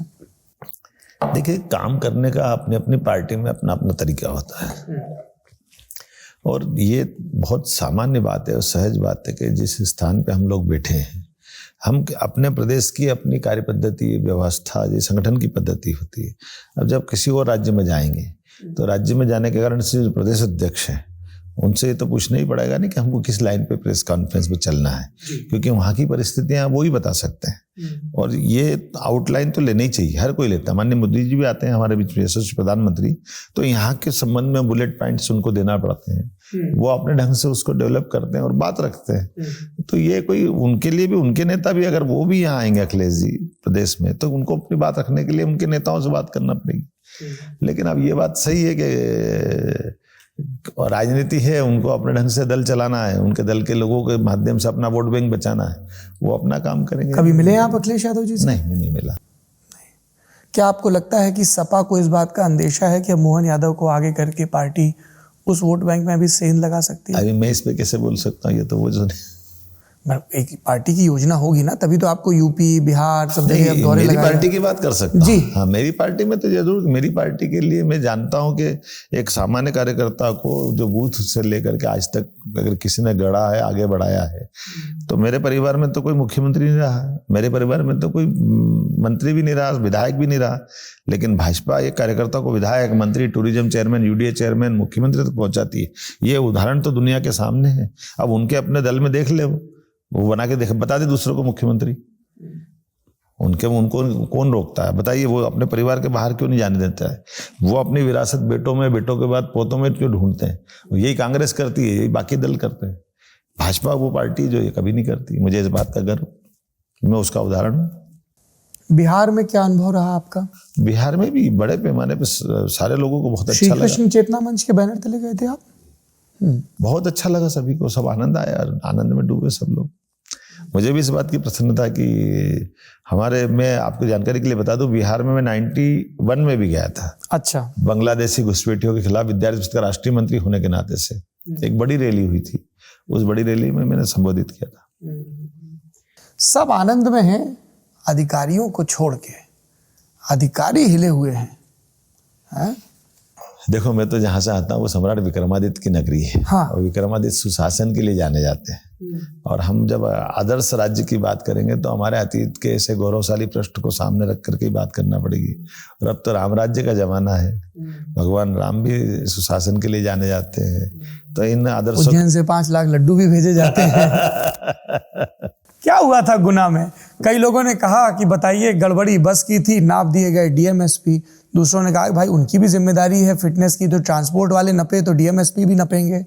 देखिए, ये बात सही है कि गुना के दरमियान में जब किसी बस के अंदर कोई यात्री जल के मर जाए, ये कभी कल्पना करो। और 1 2 नहीं 13 यात्री जल के मर गए। तो मेरे को इस बात की बहुत पीड़ा भी थी। मैं मौके पे भी गया, घायलों के से भी मिला, जो बस तोड़ के निकले हुए थे, जिनके घर से कोई गमी हुई शांत हो गए, उनसे भी मिला। मैंने तुरंत प्रशासन के अधिकारी को बिठा कर पूछा था, जो आरटीओ वगैरह, उनको तो सस्पेंड भी किया था। और सबसे कहा कि भाई ये आखिर ये ऐसा नहीं चल सकता कि बस अपनी मर्जी से सड़क पे चले। तो हम कलेक्टर से ही पूछेंगे, भाई आपने क्या चेक किया? ना फिटनेस है, ना परमिट है, ना गाड़ी की वर्तमान की कंडीशन है। फिटनेस 15 में खत्म हो गई थी। हाँ। इंश्योरेंस 9 में खत्म। तो इंश्योरेंस नहीं है, परमिट भी नहीं है, तो ऐसे कैसे गाड़ी चल रही है? मोहन जी, इस प्रकरण में आपके सामने ये चिंता आई क्या कि पार्टी के जो पदाधिकारी हैं वो सत्ता की हनक दिखाकर अधिकारियों को दबा के सब कर रहे हैं? क्योंकि इस प्रसंग में बीजेपी के पूर्व जिला उपाध्यक्ष विश्वनाथ सिकरवार के भाई भानु प्रताप सिकरवार, उनके नाम पे ये बस रजिस्टर्ड थी।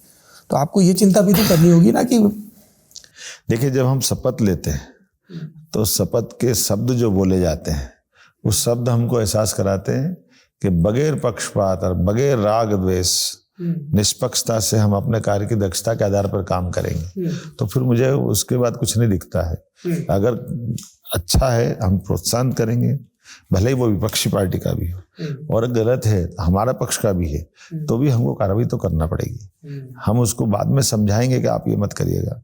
भाजपा हमेशा अपने कार्यकर्ताओं के व्यक्तिगत जीवन में भी शुचिता की बात करती है। और मुझे इस बात की प्रसन्नता है कि मेरे उस निर्णय से कहीं किसी प्रकार की कोई बाद में कोई ऐसी बात नहीं आई जिसके आधार पर मुझे किसी को समझाना पड़ा। शाहजहाँपुर में क्या हुआ? शाहजहाँपुर में आपने सबने देखा, दुनिया में छाया। तो अगर ये बात सही है कि कोई अधिकारी है, आईएएस अधिकारी है, तो ये माना जाता है कि उनकी तो ट्रेनिंग बहुत बड़ी होती है, बड़ी कठोर होती है। और वो अगर ड्राइवरों से बात कर रहे हैं, और ड्राइवर के बारे में मुझे बताया गया कि ड्राइवर बहुत बदतमीजी से बोल रहे थे। अब मैंने कहा कि ये मत बोलिए, ड्राइवर बेचारे अपनी जो भी जिंदगी में रहते हैं, आप उनसे इतनी अपेक्षा मत करिए ना। उनकी अपेक्षा, उनकी अपनी जिंदगी बड़ी कठिन वाली है। हम उनकी उस कठिनाई को समझे। या जिससे मैं मान के चलता हूँ कि हम समाज जीवन में जैसे हम अपने परिवार में बच्चों को बड़ा करते हैं कि नहीं करते, बच्चों की कई गलतियों पे हम हंसते हैं। वो बच्चे हमसे कुछ भी कर ले, तो एक तरह से जितने बड़े अधिकारी हैं, ये हम समाज में हमारी अभिभावक की भूमिका, तो अभिभावक की भूमिका को आप नहीं छोड़ सकते। हालांकि कई लोगों ने ये भी कहा कि किशोर कन्याल ने ये बात बोली ड्राइवर से, पर अधिकारी वो अच्छे हैं, उनकी छवि अच्छी थी। मैं आज भी मानता हूँ। मेरे लिए मैंने फिर कहा, मैंने सस्पेंड नहीं किया है, तबादला किया। और ये मैंने उस एहसास के लिए किया कि भाई अगर आप ये कहोगे, और आज सोशल मीडिया का जमाना, जैसे किसी का जूता बांधते बहन का फोटो देखा, हाँ, तो मैंने कहा कि ये तहसीलदार थे वो। नहीं, हमने कहा भाई ये जूता बांधते हुए एसडीएम साहब हैं सिंगरौली में, एसडीएम चित्रंगी। हाँ, उनके ये मैं मालूम है पैर में चोट लगी। तो पैर में चोट तो लगी, तो आप घर में रहो ना भाई, छुट्टी बना करके। आप पब्लिकली अगर अपने किसी महिला कर्मचारी से पैर के लेस जूते के अगर बंधवाओगे, तो ये संदेश क्या जाएगा? इसलिए मैंने भी उनसे कहा कि भाई ये आप जब तक आप छुट्टी बना लो, बाद में देखेंगे क्या। एसडीएम थे असवन राम चिरावन। हाँ, जो भी है, मैंने कहा कि भाई ये चीजें मेरे यहाँ मेरी सरकार में कम से कम आपने ऐसे संदेश नहीं जाना चाहिए जो हमारे अपने परंपरागत रूप से एक तरह से जो अधिकारियों से अपेक्षा की जाती है, उसके बजाय ये पुराने राजा महाराजा का शासन लाए। ये गरीबों की सरकार है, ये जनता की सरकार है। जनता के हितों के साथ जनता का स्वाभिमान का ध्यान रखना, ये भी हमारा काम। एसडीएम बांधवगढ़ को भी खूब हड़काया आपने, अमित कुमार को। अब मैं तो, मेरे लिए तो चूंकि आपने दिया मेरे को जो काम है, मैं हड़काने की वाली बात नहीं। मैंने तो अपने दूसरे मेरे माता अधिकारी को ज्यादा हड़काया। हाँ। कि ये इस बात की क्यों जरूरत पड़ती कि एसडीएम को मुझे हटाना पड़े या सस्पेंड करना पड़े। आप अपने अपने स्तर पे देखो, ये भाई ये काम किसका है? हाँ, मतलब एसडीएम तहसीलदार में अगर सीएम को हड़काना पड़े तो इसीलिए तुरंत अपनी बैठक में निर्णय कराया, और उसके बाद जितने भी फैसले हुए वो मेरे को नहीं करना पड़े। मेरे उस निर्देश के आधार पर हो रहे हैं कि हम अपने अधिकारियों का मान बढ़ाएं, सम्मान बढ़ाएं, इज्जत करें, काम के लिए पीठ थपथपाएं, अच्छी बात है, लेकिन सुशासन के आधार पर उनको अनुशासन की बात भी करना पड़ेगी। मतलब मुख्यमंत्री को टोकना भी पड़े तो मंत्रियों को टोकना पड़े। जैसे आपको एक मंत्री को टोकना पड़ा कि वो घर के ही कपड़े पहन के वीडियो कॉन्फ्रेंसिंग में बैठ गए थे। ये हो जाता है भोलेपन में, लेकिन मैंने कहा ये बात सही है कि हमको मर्यादा का ध्यान रखना। देखिए मैंने भी मर्यादा का ध्यान रखा, नाम नहीं लिया उनका। सही बात है ये भाई, ऐसे मत। एक दूसरे मंत्री जी आ गए शिकायत करने कि हमको बंगला अच्छा नहीं मिला क्योंकि हम अमुक हैं। हमने कहा कि नहीं, ये हम इस व्यक्तिगत सुख सुविधाओं में न पड़े, हमको काम के लिए चुना गया है, काम करें, इसलिए काम पे ध्यान दो, बाकी सब होता रहेगा। मोहन यादव जी काम पे खूब ध्यान दे रहे हैं। एक आखिरी सवाल बता दीजिए, कमलनाथ पे कितना ध्यान दे रहे हैं? मैं कमल पे ध्यान दे रहा हूँ, कमलनाथ पे नहीं। और नकुलनाथ? मैंने क्या कहा उससे? कमल पे ध्यान दे रहा हूँ ना, तो कमल पर ध्यान देने के क्रम में ही मिशन 29, क्योंकि 2014 में आप सिर्फ 2 सीटें हारे, गुना और छिंदवाड़ा। 2019 में 1 सीट हारे, छिंदवाड़ा। पार्टी ये लक्ष्य लेकर चल रही है कि क्यों ना इस बार गुजरात, राजस्थान, दिल्ली, हिमाचल, उत्तराखंड की तर्ज पर क्लीन स्वीप हो। ये बिल्कुल सही बात है, हम सबका प्रयास है। और जिस प्रकार से मोदी जी ने टेन्योर 2 में काम किए हैं, मुझे पूरा भरोसा है एमपी की जनता पूरा साथ देगी। और जिस प्रकार से मैंने कल छिंदवाड़ा का दौरा किया है और जिस ढंग से वहाँ के लोग बीजेपी ज्वाइन कर रहे हैं, बड़े बड़े लोग बीजेपी ज्वाइन कर रहे हैं, और जो रिस्पांस, इन बड़े बड़े लोगों में नकुलनाथ भी होंगे? अभी तो नहीं कह सकता हूँ, लेकिन मैंने कल ये कहा है कि आज के इस दौर की बदलती हवा में कई लोग आज नहीं तो कल आएंगे, ये मुझे पूरा भरोसा है। अच्छा, तो नकुलनाथ अभी आएंगे? मैं नहीं कह सकता हूँ कल आएंगे नहीं आएंगे, उनके अलावा कई लोग। पर आपने सख्ती से मना नहीं किया मुख्यमंत्री जी। नहीं, मैं मना क्यों करूंगा? मेरे परिवार में कोई आना चाहेगा तो मैं स्वागत करूंगा ना सबका। कमलनाथ का भी स्वागत है भाई, जो भाजपा में आना चाहे भाजपा की सदस्यता ग्रहण करेगा। क्योंकि कमलनाथ को लेके भाजपा के काडर ने एक गंभीर आपत्ति जताई, सिख विरोधी दंगों में उन पे इल्जाम लगे, इन सब को लेके। तो मैंने आपसे फिर कहा कि ये भाजपा के अध्यक्ष हैं, राष्ट्रीय अध्यक्ष हैं, ये उनके दायित्व की बात है। सरकार के नाते से तो मैं एक अपनी भूमिका में रहूंगा ना, जो संगठन करेगा मैं उसके साथ खड़ा रहूंगा। पर सुझाव तो लिया जाता होगा मुख्यमंत्री? ऐसा कुछ हमारे यहाँ पद्धति नहीं है। हमारे यहाँ तो सरकार का काम सरकार करती है, संगठन का काम संगठन करता है। समन्वय काम परस्पर। आप बैठेंगे, वीडी शर्मा जी बैठेंगे, हितानंद जी बैठेंगे। हाँ, लेकिन हम एक दूसरे के काम प्रभारी बनाए गए नहीं करेंगे, मदद करेंगे।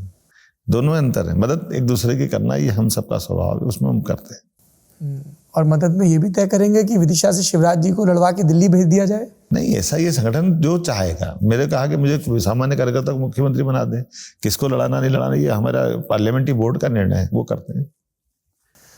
जमघट के इस पार्ट में आपने विस्तार से देखा कि मुख्यमंत्री मोहन यादव जी ने अपने राजनीतिक जीवन और मुख्यमंत्री के कार्यकाल के तौर पर फैसलों के बारे में बात की। एक पार्ट बाकी है जो इनके हृदय के सबसे करीब है। वो पार्ट है पुरानी पौराणिक, धार्मिक और वैज्ञानिक मान्यताओं की चर्चा करना, क्यों उज्जैन को खगोलीय दृष्टि से समय के केंद्र में माना जाए और वो मानक विश्व भर में लागू हो, इस पर बात करना, और इसके इर्द गिर्द जो भी प्रयास होने हैं वो करना। पर हमें लगा कि ये बातचीत महाकाल कॉरिडोर में हो तो दुरुस्त रहेगा। आकाशे तारकम लिंगम पाताले हाटकेश्वरम मृत्युलोके महाकालम लिंगम त्रयम नमोस्तुते। ये एक नए किस्म का प्रयोग है जमघट में, जब कुर्सी पे बैठ के कुर्सी के खेल समझने से इतर किसी के आराध्य, किसी के जन्म स्थल तक जाया जाए। जब हम आपसे जमघट के पहले पार्ट में मध्य प्रदेश के मुख्यमंत्री मोहन यादव से जुड़े सवाल और जवाब हासिल कर रहे थे, तब ये बात तय हुई थी कि इसका दूसरा हिस्सा यहाँ पर तय हो। ये बड़ा सुंदर लोक बन गया है और टेम्पल टूरिज्म के लिए भी एक एग्जाम्पल हो गया है। धार्मिक पर्यटन की दृष्टि से जो पर्यटन के लिए कल्पना की जाती है कि पर्यटन केवल शौक मौज के लिए होता है, ऐसा नहीं, वो ज्ञान अर्जन का भी केंद्र हो सकता है। धार्मिक ऐसे कई रहस्यों से परिचित होने का भी मौका मिल सकता है। ये श्री महाकाल महालोक का एक पक्ष ये भी है जी। और इसी कारण से इसको फिल्मांकन के बजाय मूर्तियों के माध्यम से सीधे सीधे व्यक्तिगत जीवन में व्यक्ति जब एक बार दर्शन करने आता है तो वो हमारी संस्कृति, सनातन संस्कृति को देखे, समझे, जाने और भविष्य की जिज्ञासाओं को लेके भी वो जाए, क्योंकि ये एक ऐसा पक्ष है कि केवल दर्शन करने से छूटने वाला नहीं है। बड़ी मुख्यमंत्री जी उज्जैनी को लेके कथाएं चलती हैं संस्कृत में, विक्रमादित्य को लेके इतिहासकारों में बड़ा कि उनका काल निर्धारण क्या हो, और एक आपका बड़ा आग्रह रहता है समय निर्धारण को लेकर, और उसमें अवंती उज्जैन इसकी भूमिका को लेके, वो क्या है? देखिए बहुत सीधी बात है, जैसे द्वादश ज्योतिर्लिंग में बाबा महाकाल है। अब काल का अर्थ क्या है? काल का अर्थ समय की नगरी जी। तो महाकाल का प्रतीकात्मक रूप से समय की नगरी के नाते से हजारों साल से उज्जैन की पहचान रही है, और ये ऐसा माना जाता है कि पृथ्वी का सेंटर पॉइंट भी है।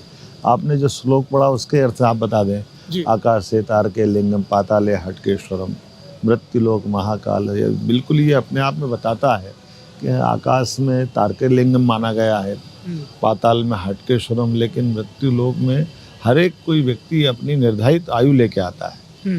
तो जन्म से लेकर मृत्यु तक का हर एक का सांस भी गिनती की रहती है। तो जो सांस गिनती की है, उस गिनती की गई सांसों में भी हमारे हाथों से अच्छा हो, जो परमात्मा को भी प्रिय रहे, हमारे जीवन में मंगल हो, इस भाव के आधार पर समय की गणना की नगरी के नाते से अपने जीवन में समय का महत्ता स्थापित करें, इसलिए महाकाल की शरण में आते हैं।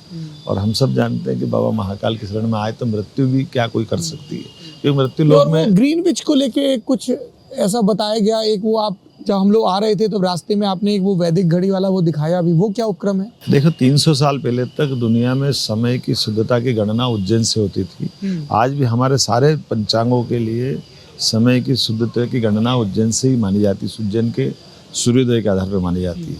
जब हम गुलाम हुए, हम कमज़ोर हुए, तो ये फ्रांस की राजधानी पेरिस से 50 साल तक समय की गणना स्टैंडर्ड टाइम के नाते से वहाँ माना गया।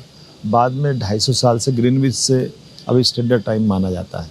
लेकिन कई विद्वान मानते हैं कि ये गलत है, और ख़ास करके एस्ट्रोफिजिक्स के, इसलिए यहाँ हमने अपने साइंस टेक्नोलॉजी डिपार्टमेंट के माध्यम से एक ऑब्जर्वेटरी भी बनाई, जो इस पे काम कर रही है।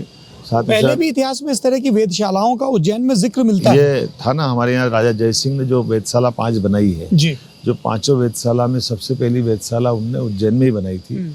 यहाँ के बाद जयपुर, मथुरा और दिल्ली, और ऐसे उनकी अलग अलग प्रकार से खगोल की दृष्टि से राजा जयसिंह की बहुत उत्कृष्ट पकड़ थी, बहुत उद्भट विद्वान थे वो स्वयं भी इस चीज़ों के।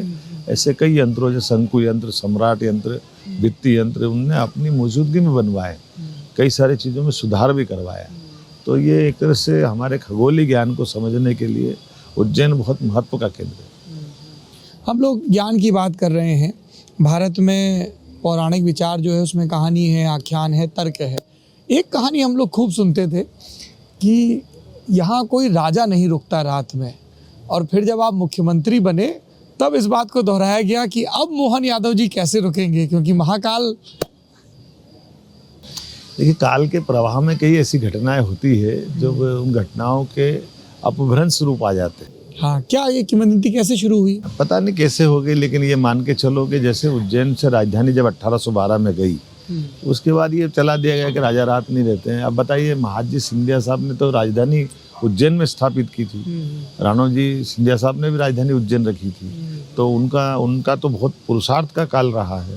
उसके पहले अगर चला जाए तो आप राजा भोज से लेकर विक्रमादित्य काल तक, उदयादित्य से लेकर सम्राट अशोक तक सब उज्जैन में रहे, और उज्जैन में रह करके इनने अपना नाम कमाया। और काल के प्रभाव में तो ये माना गया कि जो कोई बड़ा जिनने अपना इतिहास में रोल अदा किया हो, ना केवल राजा बल्कि कोई बड़ा कलाकार, जैसे गीतकार, साहित्यकार, ज्योतिष का ज्ञाता, विक्रमादित्य के नवरत्न महाकवि कालिदास से लेकर सब उज्जैन में तो रहे ही। इसलिए उज्जैन तो एक तरह से अयोध्या, मथुरा, माया, काशी, कांची, अवंतिका, पुरी, द्वारावती, सप्तैते, जो हम लोग सुबह सुबह श्लोक पढ़ते तो थे। ये जो 7 पवित्रतम नगरियों में से उज्जैन है, तो इसलिए यहाँ अगर नहीं आएंगे तो ऐसा माना जाता है कि जीवन अधूरा है। तो यहाँ राजा रात नहीं रहेगा, ये कैसे हो सकता है? तो बाबा महाकाल सबको जीवन देने वाले हैं। ये राजा की बात हो रही है, हम तो प्रजा हैं, उनके पुत्र हैं, तो हम क्यों नहीं रह सकते? और मैंने इस बात को खुद ने यहाँ रात रुक करके इस बात को सिद्ध किया है कि हम तो अपने बालक, अपने पितृतुल्य, अपने देवता। और ये भ्रम तो ऐसा है जब चलें जब तोड़ जाएं। जैसे हमारे यहाँ यूपी में चलता है कि जो सीएम नोएडा रुके उसकी कुर्सी चली जाती है, तो योगी जी तो आके खूब नोएडा आए। अच्छा, राजा भोज को लेके भी एक कहानी चलती है। है? वो भी यहीं की कहानी है। राजा भोज बहुत बड़े पराक्रमी राजा रहे हैं, जिनके आज भी भोजपत्रों के आधार पर उनकी हस्तलिखित ऐसे अलग अलग विषयों की बहुत सारे भोजपत्र है। अच्छा। तो उनने एक बड़ा पराक्रम किया। राजा मुंज के साथ जिनने दुर्व्यवहार किया था, राजा मुंज के साथ, जो राजा मुंज उनके पूर्ववर्ती काल के बड़े राजा हैं जी। तो उस काल की कहावत का कहीं आप जिक्र तो नहीं कर रहे, क्या कहना चाह रहे हैं? वो एक हम लोग जो कहावत सुनी है, कहाँ राजा भोज कहाँ गंगू तेली, ये तो वो भी बिगड़ी हुई कहानी है क्या? बिल्कुल बिगड़ी हुई है। इसको भी सुधार दीजिए फिर। इसमें क्या है, राजा मुंज के साथ गांगे और तेलप दो बड़े बड़े राजा है जी। एक महाराष्ट्र, गांगे और तेलप दोनों बड़े बड़े राजा है। हाँ। और दोनों राजाओं को एक बार में राजा भोज ने हराया अपनी बलबूते से। अच्छा। तो दुनिया में कहावत चल गई, कहाँ राजा भोज का गांगे तेलप, तो गांगे तेलप का धीरे धीरे अपभ्रंश होकर के राजा भोज और गंगू तेली के रूप में बदल गया। अच्छा, ये हम लोग एक धार्मिक स्थल पर हैं जिसके विकास की खूब चर्चा हुई, पर कई आलोचकों ने मुख्यमंत्री जी ये ध्यान दिलाया कि राम वनगमन पथ को लेकर सरकार लंबे समय से बात खूब कर रही है, पर कुछ ठोस अभी तक नहीं हुआ है। देखिए, हमने अपनी पहली टेन्योर में 1 महीने के अंदर राम वनगमन पथ की मीटिंग भी कर ली है और चित्रकूट सहित स्थानों पे मैं होकर भी आया हूँ। और अभी हमने 350 करोड़ की DPR भी मंजूर कर दी। हम बहुत गंभीर है। पर रिव्यू में आपने क्या पाया, क्योंकि शिवराज जी के समय का अनाउंसमेंट हो रखा था, क्यों अटका हुआ था ये? अब मैं उस पर नहीं जाना चाहता हूँ, लेकिन ये बात सही थी कि कई कारणों से अलग अलग प्रकार के प्रोजेक्ट डिले हो जाते हैं, रुक जाते हैं। तो हमने कहा कि भी रुकना नहीं चाहिए, तुरंत चालू होना चाहिए। और मुझे इस बात का संतोष है कि तुरंत मेरे कहने के बाद में उसकी DPR भी बन गई और टेंडर की स्थिति में आ गए हैं। इसको लेके भी केवल भगवान राम का नहीं, हाँ। मैंने तो कहा कि भगवान राम का और भगवान कृष्ण का, क्योंकि दोनों के जहां जहां चरण पड़े हैं, हाँ। उस स्थान को तीर्थ बनाएंगे। जैसे यहाँ संदीपनी ऋषि का आश्रम है, जैसे वहाँ भगवान कृष्ण यहाँ जब आए थे तो यहाँ भगवान ने अध्ययन करने के बाद वो श्री कृष्ण बन के गए जी। तो संदीपनी बहुत अद्भुत स्थान है, हाँ। जहाँ 64 कला 14 विद्या, ये माँ नर्मदा के तट पे है, माँ शिप्रा के तट। अच्छा, यही है संदीपनी आश्रम। और उनको हमने चित्रांकन के माध्यम से बताने का प्रयास किया है, अपनी आंखों से देख सकते हैं। ऐसे सारे स्थानों को अब वर्तमान के संदर्भ में भी हमको दिखाना चाहिए, बताना भी चाहिए। शिप्रा का मुख्यमंत्री जी जिक्र हुआ, मैं आज की अखबार पलट रहा था, प्लास्टिक का कचरा, इसको लेके गंदगी। अब तो मुख्यमंत्री हैं इस नगरी से, तो क्या प्रदेशवासी ये उम्मीद कर सकते हैं कि फॉर वंस एंड ऑल न सिर्फ नदी से सब तरह का प्रदूषण दूर हो, बल्कि उसका सतत प्रवाह रहे और बड़ा प्रवाह रहे? इसको लेके क्या योजना? देखिए, ये बात बिल्कुल सही है कि माँ शिप्रा का जो उद्गम है वो कोई ग्लेशियर पिघलने से या कोई पहाड़ी चट्टान इस टाइप की नहीं, या जल का संग्रहण बड़ी मात्रा में हो। स्वाभाविक रूप से काल के प्रवाह में, वैसे कुल लंबाई 194 किलोमीटर की है, 194 की है, बहुत छोटा व्याप है, लेकिन पवित्रता बहुत है, आस्था सबकी बहुत है। इसीलिए वो आस्था आहत भी होती है जब उसमें गंदगी दिखती है। हमने इसलिए नर्मदा, माने पहले हमारे मुख्यमंत्री जी माननीय शिवराज सिंह जी चौहान के समय, उनके काल में जब मैं शिक्षा मंत्री था, विधायक था, तो हमने नदी जोड़ो अभियान में नर्मदा जी को जोड़ करके जल का प्रवाह कराया है। और उस जल के प्रवाह के कारण से अब हमारी जल राशि भी पूरे साल रह रही है। लेकिन ये बात भी सही है कि बगल में इंदौर के पास से कुछ नाला मिल रहा है, उसके कारण गंदगी आती है। हम इस पर काम कर रहे हैं। और अकेला इंदौर नहीं, इंदौर, देवास, उज्जैन, रतलाम, चारों जिलों से मिला करके हम STP लगाएंगे, कैसे करेंगे? STP भी लगा रहे हैं, पानी का प्रवाह भी रख रहे हैं, आवश्यक जन जागरण भी करेंगे। और कुल मिलाकर के शिवरा पुराने अपने स्वरूप में आ जाए, इसलिए कुछ नेचुरल उसके अपने जो रिसोर्सेस है वो वापस जिंदा, और जो भी बाधाएं हैं वो हटाई जाएं। जब हम लोग बाधाएं हटाने की बात करते हैं, हमने सोशल मीडिया पे कार्ड पोस्ट किया कि जमघट में मोहन यादव जी मुख्यमंत्री मध्य प्रदेश हमारे मेहमान होंगे, तो बड़े पैमाने पर 2 तरह के सवाल आए मुख्यमंत्री जी। एक सवाल शिक्षकों की तरफ से आया कि जब कमलनाथ की सरकार थी तब एक फौरी तौर पे फैसला लिया गया था कि शिक्षकों को चूंकि अभी फंड की कमी है तो पहले साल सैलरी का इतना मिलेगा, दूसरे में इतना, तीसरे में, और फिर जाके उनको पूरी सैलरी मिलेगी। उसके बाद शिवराज जी की सरकार आई और अब मोहन यादव जी की सरकार है। क्या शिक्षक ये उम्मीद कर सकते हैं कि अब उनको पहले वर्ष से ही पूरा वेतनमान मिलेगा? इसको लेके कुछ विचार है? नहीं, दोनों तीनों दो बातें अलग अलग हैं। जी मैं जब शिक्षा मंत्री था तो मैंने उस समय कोविड के दरमियान सरकार हमारी बनी थी 2020 में मार्च में, जी और मैं चूंकि जुलाई 15 में आया था और जुलाई 2020 के बाद से हमने किसी को भी शिक्षक जो अतिथि विद्वान थे किसी को बाहर नहीं किया। हमने चाहे कोविड का काल हो लेकिन परीक्षा भी करवाई, भले ऑनलाइन कराई, क्योंकि शिक्षा की गुणवत्ता में इस तरह से लोगों ने कहा कि आप इनको आप वैसे ही पास कर दीजिए, बहुत दबाव आया, परीक्षा कैसे होगी। अच्छा कि बस समायोजित कर लिया जाए। हाँ, परीक्षा कैसे कराएंगे, कोविड है, आने जाने का खतरा है, जान के लाले पड़े, लॉकडाउन हो गया। हमने कहा ये नहीं हो सकता है, हम अपने बच्चों के भविष्य में केवल उनको ऐसे पास कर देंगे तो ये बड़ा अपराध हो जाएगा। बिल्कुल। हमने कहा भले ऑनलाइन कराएंगे लेकिन ऑनलाइन परीक्षा कराई, व्हाट्सएप पे क्वेश्चन भेजे और घर से आप लिख करके लाओ, पास का हायर सेकेंडरी स्कूल में जमा कर दो, लेकिन लिख के लाने की आदत बच्चों को पढ़ना चाहिए। और पढ़ने की जब लिखने की आदत डलेगी तो स्वाभाविक उसको पढ़ने का जरूरी पड़ेगी। तो मुझे इस बात का संतोष था कि मैंने उस समय तो उसी समय ये भी निर्णय किया था किसी भी अतिथि विद्वान को बाहर नहीं करेंगे, भले वो घर से अपना ऑनलाइन पढ़ाए। तो एक भी अतिथि विद्वान को बाहर नहीं किया। फिर 30,000 रुपया हमने उनको उस समय वेतन दिया था और बाद में बढ़ा के 50,000 तक कराया था मैंने अपने कॉलेज के शिक्षकों का। और अभी चूंकि नई सरकार का गठन हुआ है, हम इस पर विचार कर रहे हैं कि जो अतिथि विद्वान स्कूल वाले हों, कॉलेज वाले हों, इनके जीवन में ये कैसे समायोजित हो सकते हैं, क्या इनका अच्छा हो सकता है, ये लोकसभा चुनाव के बाद हम बैठ करके उनसे विचार करने वाले हैं। और सरकार गंभीर भी है इसमें। पटवारी भर्ती को लेकर भी मुख्यमंत्री जी दोनों तरह की बात हुई। मैंने जब नौकरशाहों से बात की तो उन्होंने कहा कि भाई ये मुख्यमंत्री ना फैसले लेते हैं, उन्होंने कहा भाई फैसले लो, कोई गलत होगा फैसला तो ठीक कर लिया जाएगा, लेकिन अटका नहीं रहना चाहिए मामला। तो पटवारी भर्ती में भी फैसला आ गया कि साहब हमने टेक्निकल जांच कर ली।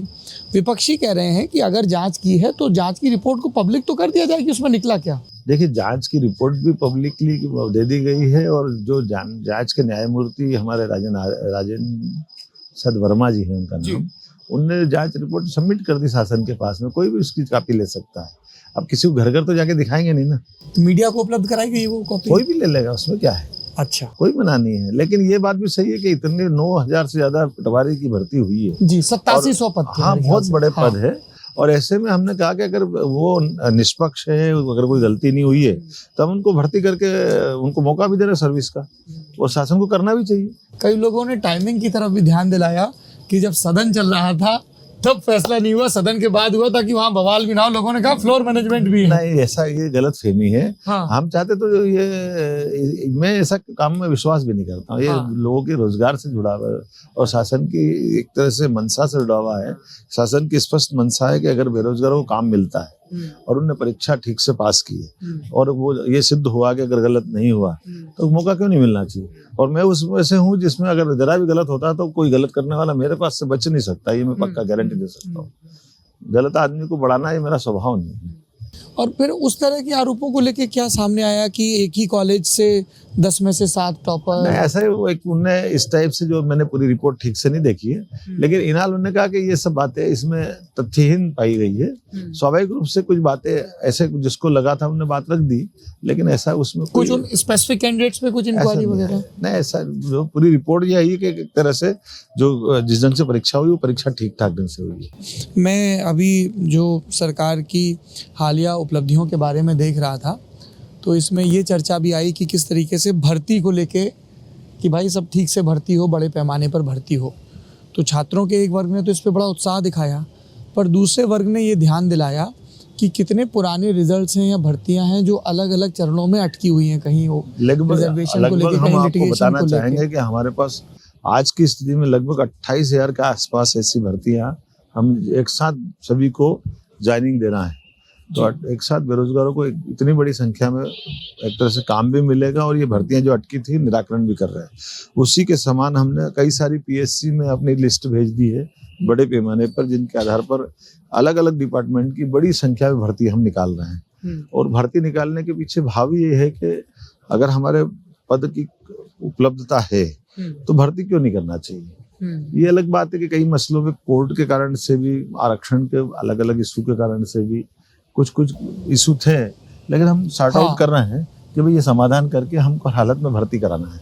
मतलब ऐसा कुछ है कि एक बार बैठे सरकार और ये तय कर ले कि भाई आरक्षण को लेके अब ये नीति है, ये पूरे लीगल फ्रेमवर्क में है, ताकि कोई बार बार जाके चैलेंज ना करे और विद्यार्थियों का समय उसमें ना अटके। अब ये जो अपन कह रहे हैं, इसी आधार पे कई सारे लोगों ने जो चैलेंज करते हैं जी। उस कोर्ट के निर्णय के परिप्रेक्ष्य में हमारे सारे लोगों को हमने लगाया भी है कि वो समाधान करे और अल्टीमेटली एक रास्ता तो कोई निकालना ही पड़ेगा जिस आधार पर हमको आगे बढ़ना पड़ेगा। एक चीज़, जैसे अभी आप हाल में उत्तर प्रदेश होकर आए, उत्तर प्रदेश में आपने गौर किया होगा मुख्यमंत्री जी कि हर बरस पीसीएस का, स्टेट सर्विस का एग्ज़ाम अब हो रहा है। मध्य प्रदेश में हम जब भी आए, शिवराज जी की सरकार थी और उसके पहले कमलनाथ जी की, ये एक बड़ी शिकायत थी विद्यार्थियों की, नियमित रूप से भर्ती नहीं आ रही है। अभी आप लगातार देखिएगा, मैंने इस बात पे गौर किया है और जहाँ जिस विभाग में मैं रहा वहाँ तुरंत प्रमोशन, किसी की भर्तियाँ, किसी के ऐसे जो उसके जायज हक के मसले, उसको सबसे टॉप प्रायोरिटी में रखता हूँ और सबसे पहले ही करता हूँ।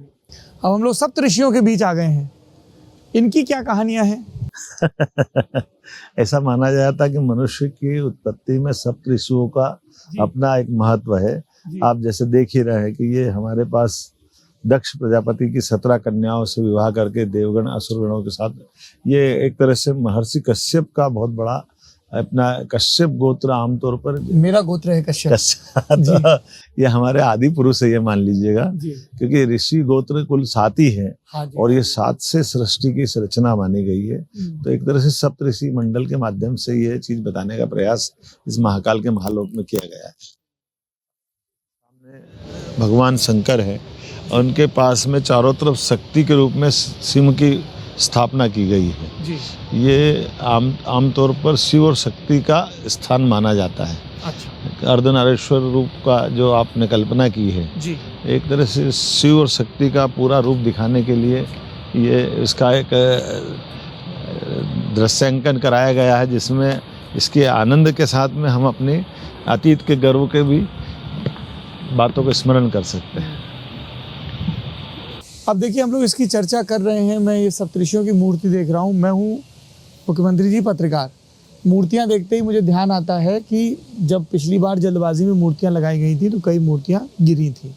तो इसकी जांच रिपोर्ट वगैरह आई कि किसकी गलती थी, किसकी लापरवाही थी? देखिए, दोनों बातें हैं। इसकी जांच रिपोर्ट भी आई और हमने ठेकेदार पे जुर्माना भी लगाया और उसी के खर्च में दोबारा मूर्तियां उसी से स्थापित की है और वो सारी चीजों की पूर्ति भी कराई, जिसके कारण से वो टेंडर की शर्तों का उल्लंघन हुआ एक तरह से। अच्छा। और मैं बड़ी जवाबदारी के साथ कहना चाहूंगा कि ये FRB की प्रतिमा भले ही है, लेकिन अब शासन ने निर्णय किया है कि हम अपने एक मूर्ति शिल्प का कार्यशाला भी खोल रहे हैं और 2-4 साल इसी परिसर में अलग से उज्जैन में ही, और धीरे धीरे करके जितनी FRB की प्रतिमा है ये ठोस पत्थर में बन करके इनको रिप्लेस भी करते जाएंगे। अच्छा, ग्रेनाइट या दूसरी चीजें अलग से बन जाएगी। ये हम फिर वो समस्या नहीं रहेगी कि, क्योंकि ये तो क्या हुआ था, एक बार महाकाल का महालोक बनाना था, समय सीमा में बनाना था। हाँ। एक कल्पना आ जाए सबको, इसलिए स्वाभाविक रूप से उस समय करा गया है। हाँ। लेकिन लंबे समय के लिए हमको ठोस पत्थर पे जाना पड़ेगा, तो निश्चित रूप से हम उसमें एक तरह से कार्यशाला लगा के काम कर रहे हैं। हमारे ओरछा में रामराजा सरकार में भी ऐसी योजना है क्या? क्योंकि मैं तो बुंदेलखंड का हूँ, तो हम लोग सब अपने जितने अलग अलग लोग बनाने की पुरानी सरकार की घोषणा है, प्रत्येक पे सरकार गंभीर है और हर उस घोषणा को कायम करेंगे, पूरा करेंगे, जिसके आधार पर माननीय पूर्ववर्ती मुख्यमंत्री जी ने घोषणा की थी। क्योंकि शासन में मुख्यमंत्री बदले हैं, हाँ। निर्णय नहीं बदले, इसलिए हम निर्णयों को और योजनाओं को लागू कर रहे हैं समान रूप से, हाँ। जो शासन में बनाई गए या घोषणा की गई थी, जो प्रदेश के हित में है। हाँ।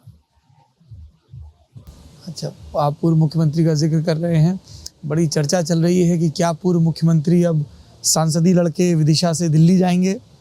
देखिए, राजनीति में संभावना से नकारा भी नहीं जा सकता, लेकिन ये पूरा काम, पूरी सारी हमारे परिवार की व्यवस्था है, जिसमें भाजपा वो परिवार है जिसके लिए केंद्रीय नेतृत्व सारे लोगों के लिए विचार करता रहता है और वो सबके बारे में सोचते, तो अच्छी बात है। अगर वो दिल्ली से कुछ होगा तो मैं उस निर्णय के साथ हूँ और एक तरह से उनका भी दीर्घ अनुभव है, पहले 5 बार के सांसद रहे हैं, 6 बार के विधायक है। माननीय शिवराज सिंह जी चौहान, बहुत लंबा राजनीतिक जीवन है और बहुत सारी अलग अलग जवाबदारियों को बहुत अच्छे निर्वहन किया है।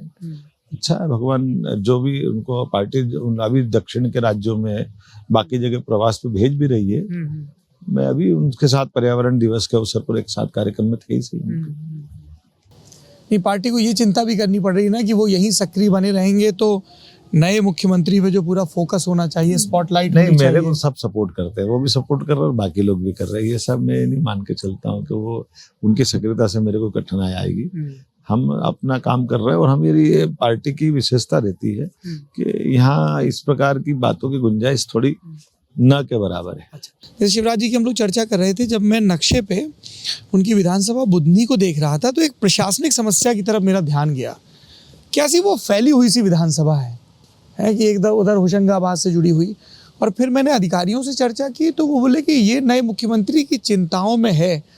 थानों को लेके जैसे कहा गया कि भैया इसकी सीमाएं नए सिरे से देखो, मैन पावर कहाँ ज़्यादा लगा है, कहाँ कम लगा है। क्या जिलों की सीमाओं को भी नए सिरे से रेखांकित करने की सोच है सरकार की? देखिए, ये बात सही है कि काल के प्रवाह में अपने जब पुराने से उस समय जो जिले बनाए गए थे वो बहुत लिमिटेड थे। जब छत्तीसगढ़ अलग हो गया, वो जिलों चले गए छत्तीसगढ़ में, बाद में नए जिलों की घोषणा हो गई तो कई सारे जिले कम ज्यादा, छोटे बड़े, तहसील, संभाग, सब पे असर आया। ऐसे थानों के अंदर भी था कि थानों के अंदर 60-70 साल पहले जो सीमाएं थी वो सीमाओं का अब नगर बढ़ गए, गांव बढ़ गए, आबादी बढ़ गई तो उनकी थानों की सीमाओं में ये अंतर आ गया। कई थानों में तो हजारों अपराध हो रहे हैं दर्ज, कहीं बहुत कम हो गए। तो हमने युक्तिकरण करके सबकी सीमा पुनर्सीमा रैशनलाइज कर दिया गया है। ऐसे एक विचार आया है। अब ये लोकसभा चुनाव के बाद देखेंगे कि जिले के, संभाग के अगर कोई भौगोलिक बदलाव करना पड़े, वो जनता की सुविधा के लिए, किसी के कारण से कोई कष्ट देना हमारा उद्देश्य नहीं है, लेकिन जनता की उनके लिए सहूलियत होगी। उनका जिला मुख्यालय पास आ जाए सभी के लिए, सभी उसी प्रकार से। ये मुख्यमंत्री जी, बार बार लोकसभा चुनाव का जिक्र हो रहा है, दावेदारों की गणेश परिक्रमा खूब चल रही है और कई लोग कह रहे हैं कि कुछ कद्दावर जो विधायकी हार गए वो अब दिल्ली जाने का रास्ता तलाश रहे हैं। नाम लिया जा रहा है कभी नरोत्तम मिश्र का, कभी कमल पटेल का। ये जितने बड़े नेता हारे हैं, आपके पास भी इनकी दावेदारी तो आई गई होगी? नहीं, मेरी इस जानकारी में तो नहीं है और ना हमारे यहाँ दावेदारी की मौका किसी को देते हैं। पार्टी सबका विचार करती है और सबको मौका देती है।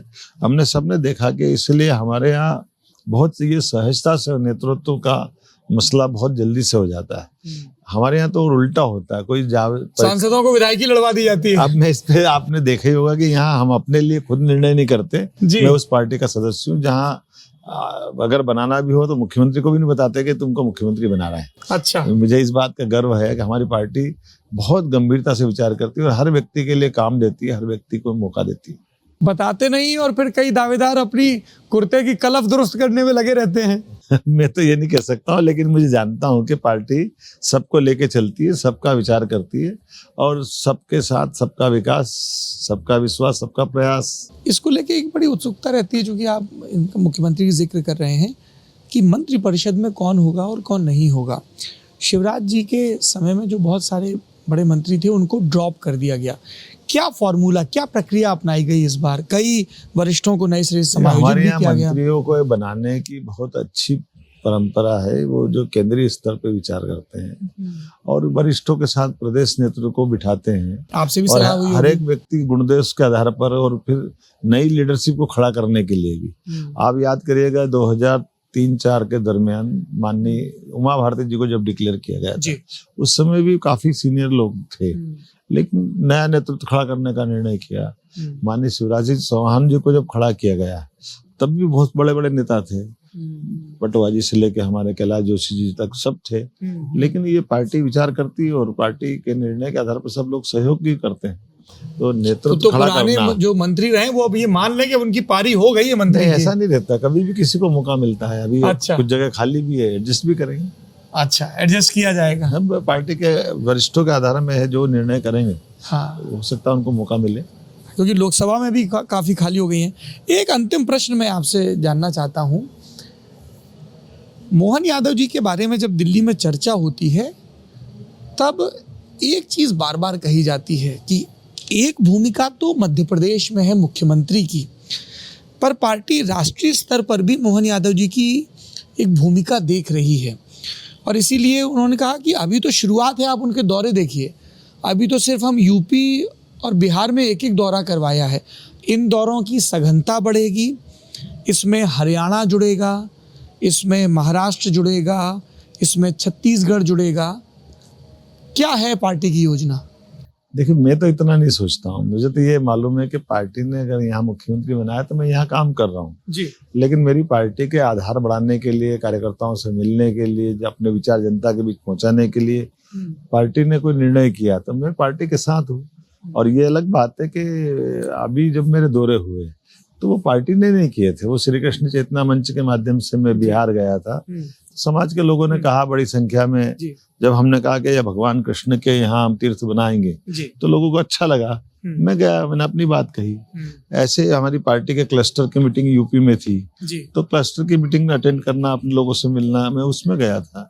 तो पार्टी के ऐसे कार्यक्रम, जिन कार्यक्रमों के माध्यम से हमारे अपने विचार की भी पहचान बनती है, या कभी कभी जैसे मैंने कहा कि भगवान श्री कृष्ण के कारण से कोई बुला लेते हैं, मुझे बड़ी रुचि रहती है बात रखने में, तो मैं चला जाता हूँ। अंतिम प्रश्न, इस लंबी बातचीत का आपने बहुत समय दिया। कई लोग कह रहे हैं कि उज्जैन सीएम सिटी है, सीएम सिटी से पहले महाकाल की नगरी है, तो बड़ा फोकस आ रहा है।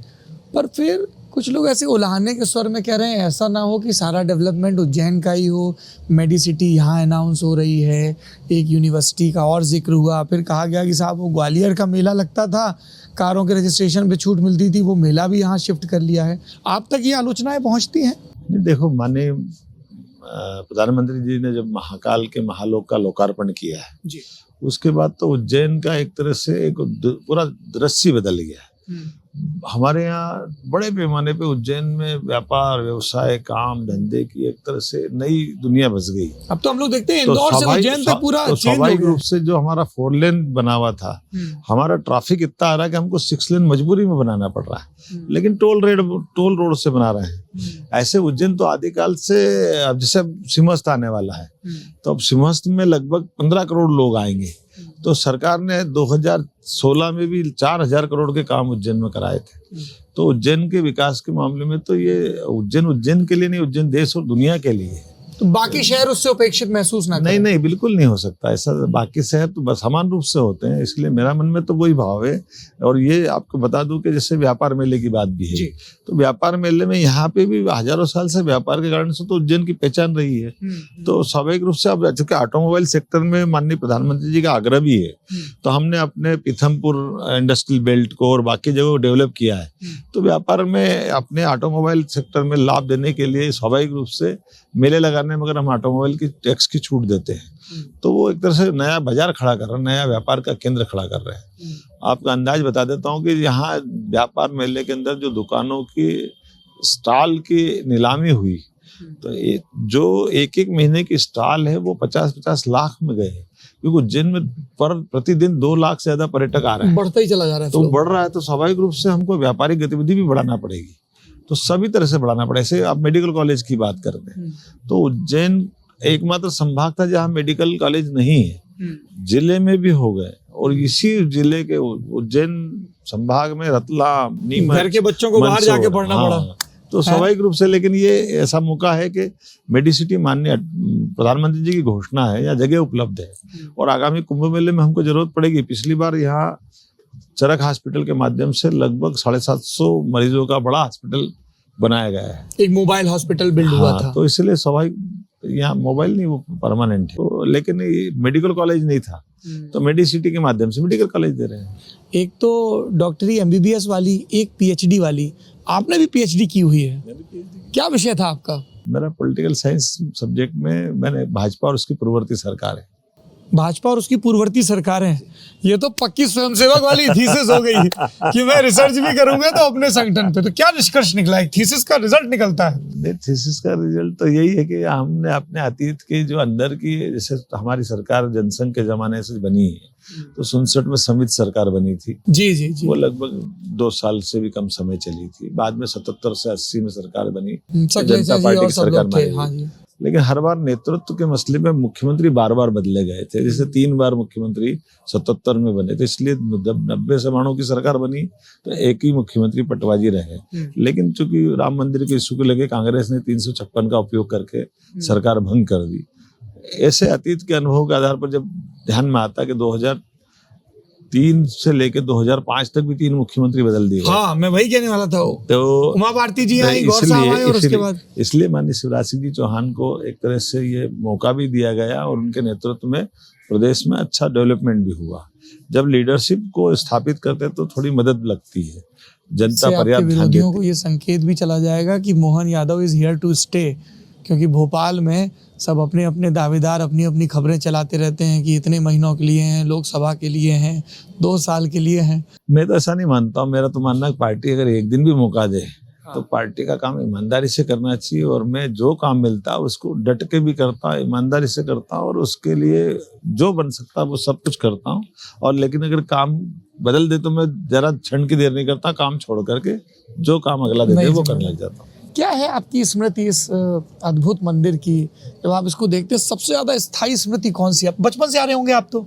देखिए, ये तो मैंने कहा कि महाकाल का ये जो प्रांगण है, और आपके देखते देखते बदल भी गया। महाकवि कालिदास ने इसको स्वर्ग, ऐसा माना गया कि स्वर्ग का भूखंड टूट करके नीचे आया है। अच्छा, मेघदूत में इसका वर्णन है जी। तो आज उसका लघु रूप दिखाई देता है ना। देखिए आप इसकी विराटता, इस विशालता, हाँ, भव्यता, उस पताका पे नजर जाती होगी। भव्यता, दिव्यता अपने आप एहसास कराती है कि उज्जैन कौन सा उज्जैन है। तो मुझे लगता है आपके साथ काफी मिलने का, बात करने का मौका मिला। मैं तो बस आपसे बातचीत खत्म करके दर्शन के लिए भागूंगा, शयन आरती का समय हुआ। बहुत आपने समय दिया, बहुत बहुत धन्यवाद, बहुत बहुत शुभकामनाएं। और मैं उम्मीद करता हूं कि मध्य प्रदेश के, अभी चल रहा है कि मध्य प्रदेश के युवाओं की जो उम्मीदें हैं रोजगार को लेके वो जरूर पूरी हों, क्योंकि वो हम लोगों के बिल्कुल जिगर के टुकड़े हैं। थैंक यू, प्रणाम। जमघट में संवाद का ये सिलसिला चलता रहेगा। अलग अलग नेता, अलग अलग बातें, पर सबसे महत्वपूर्ण है आपकी बात, क्योंकि लोकतंत्र के जो लोग हैं वो हम और आप हैं। देखते रहिए लल्लन टॉप।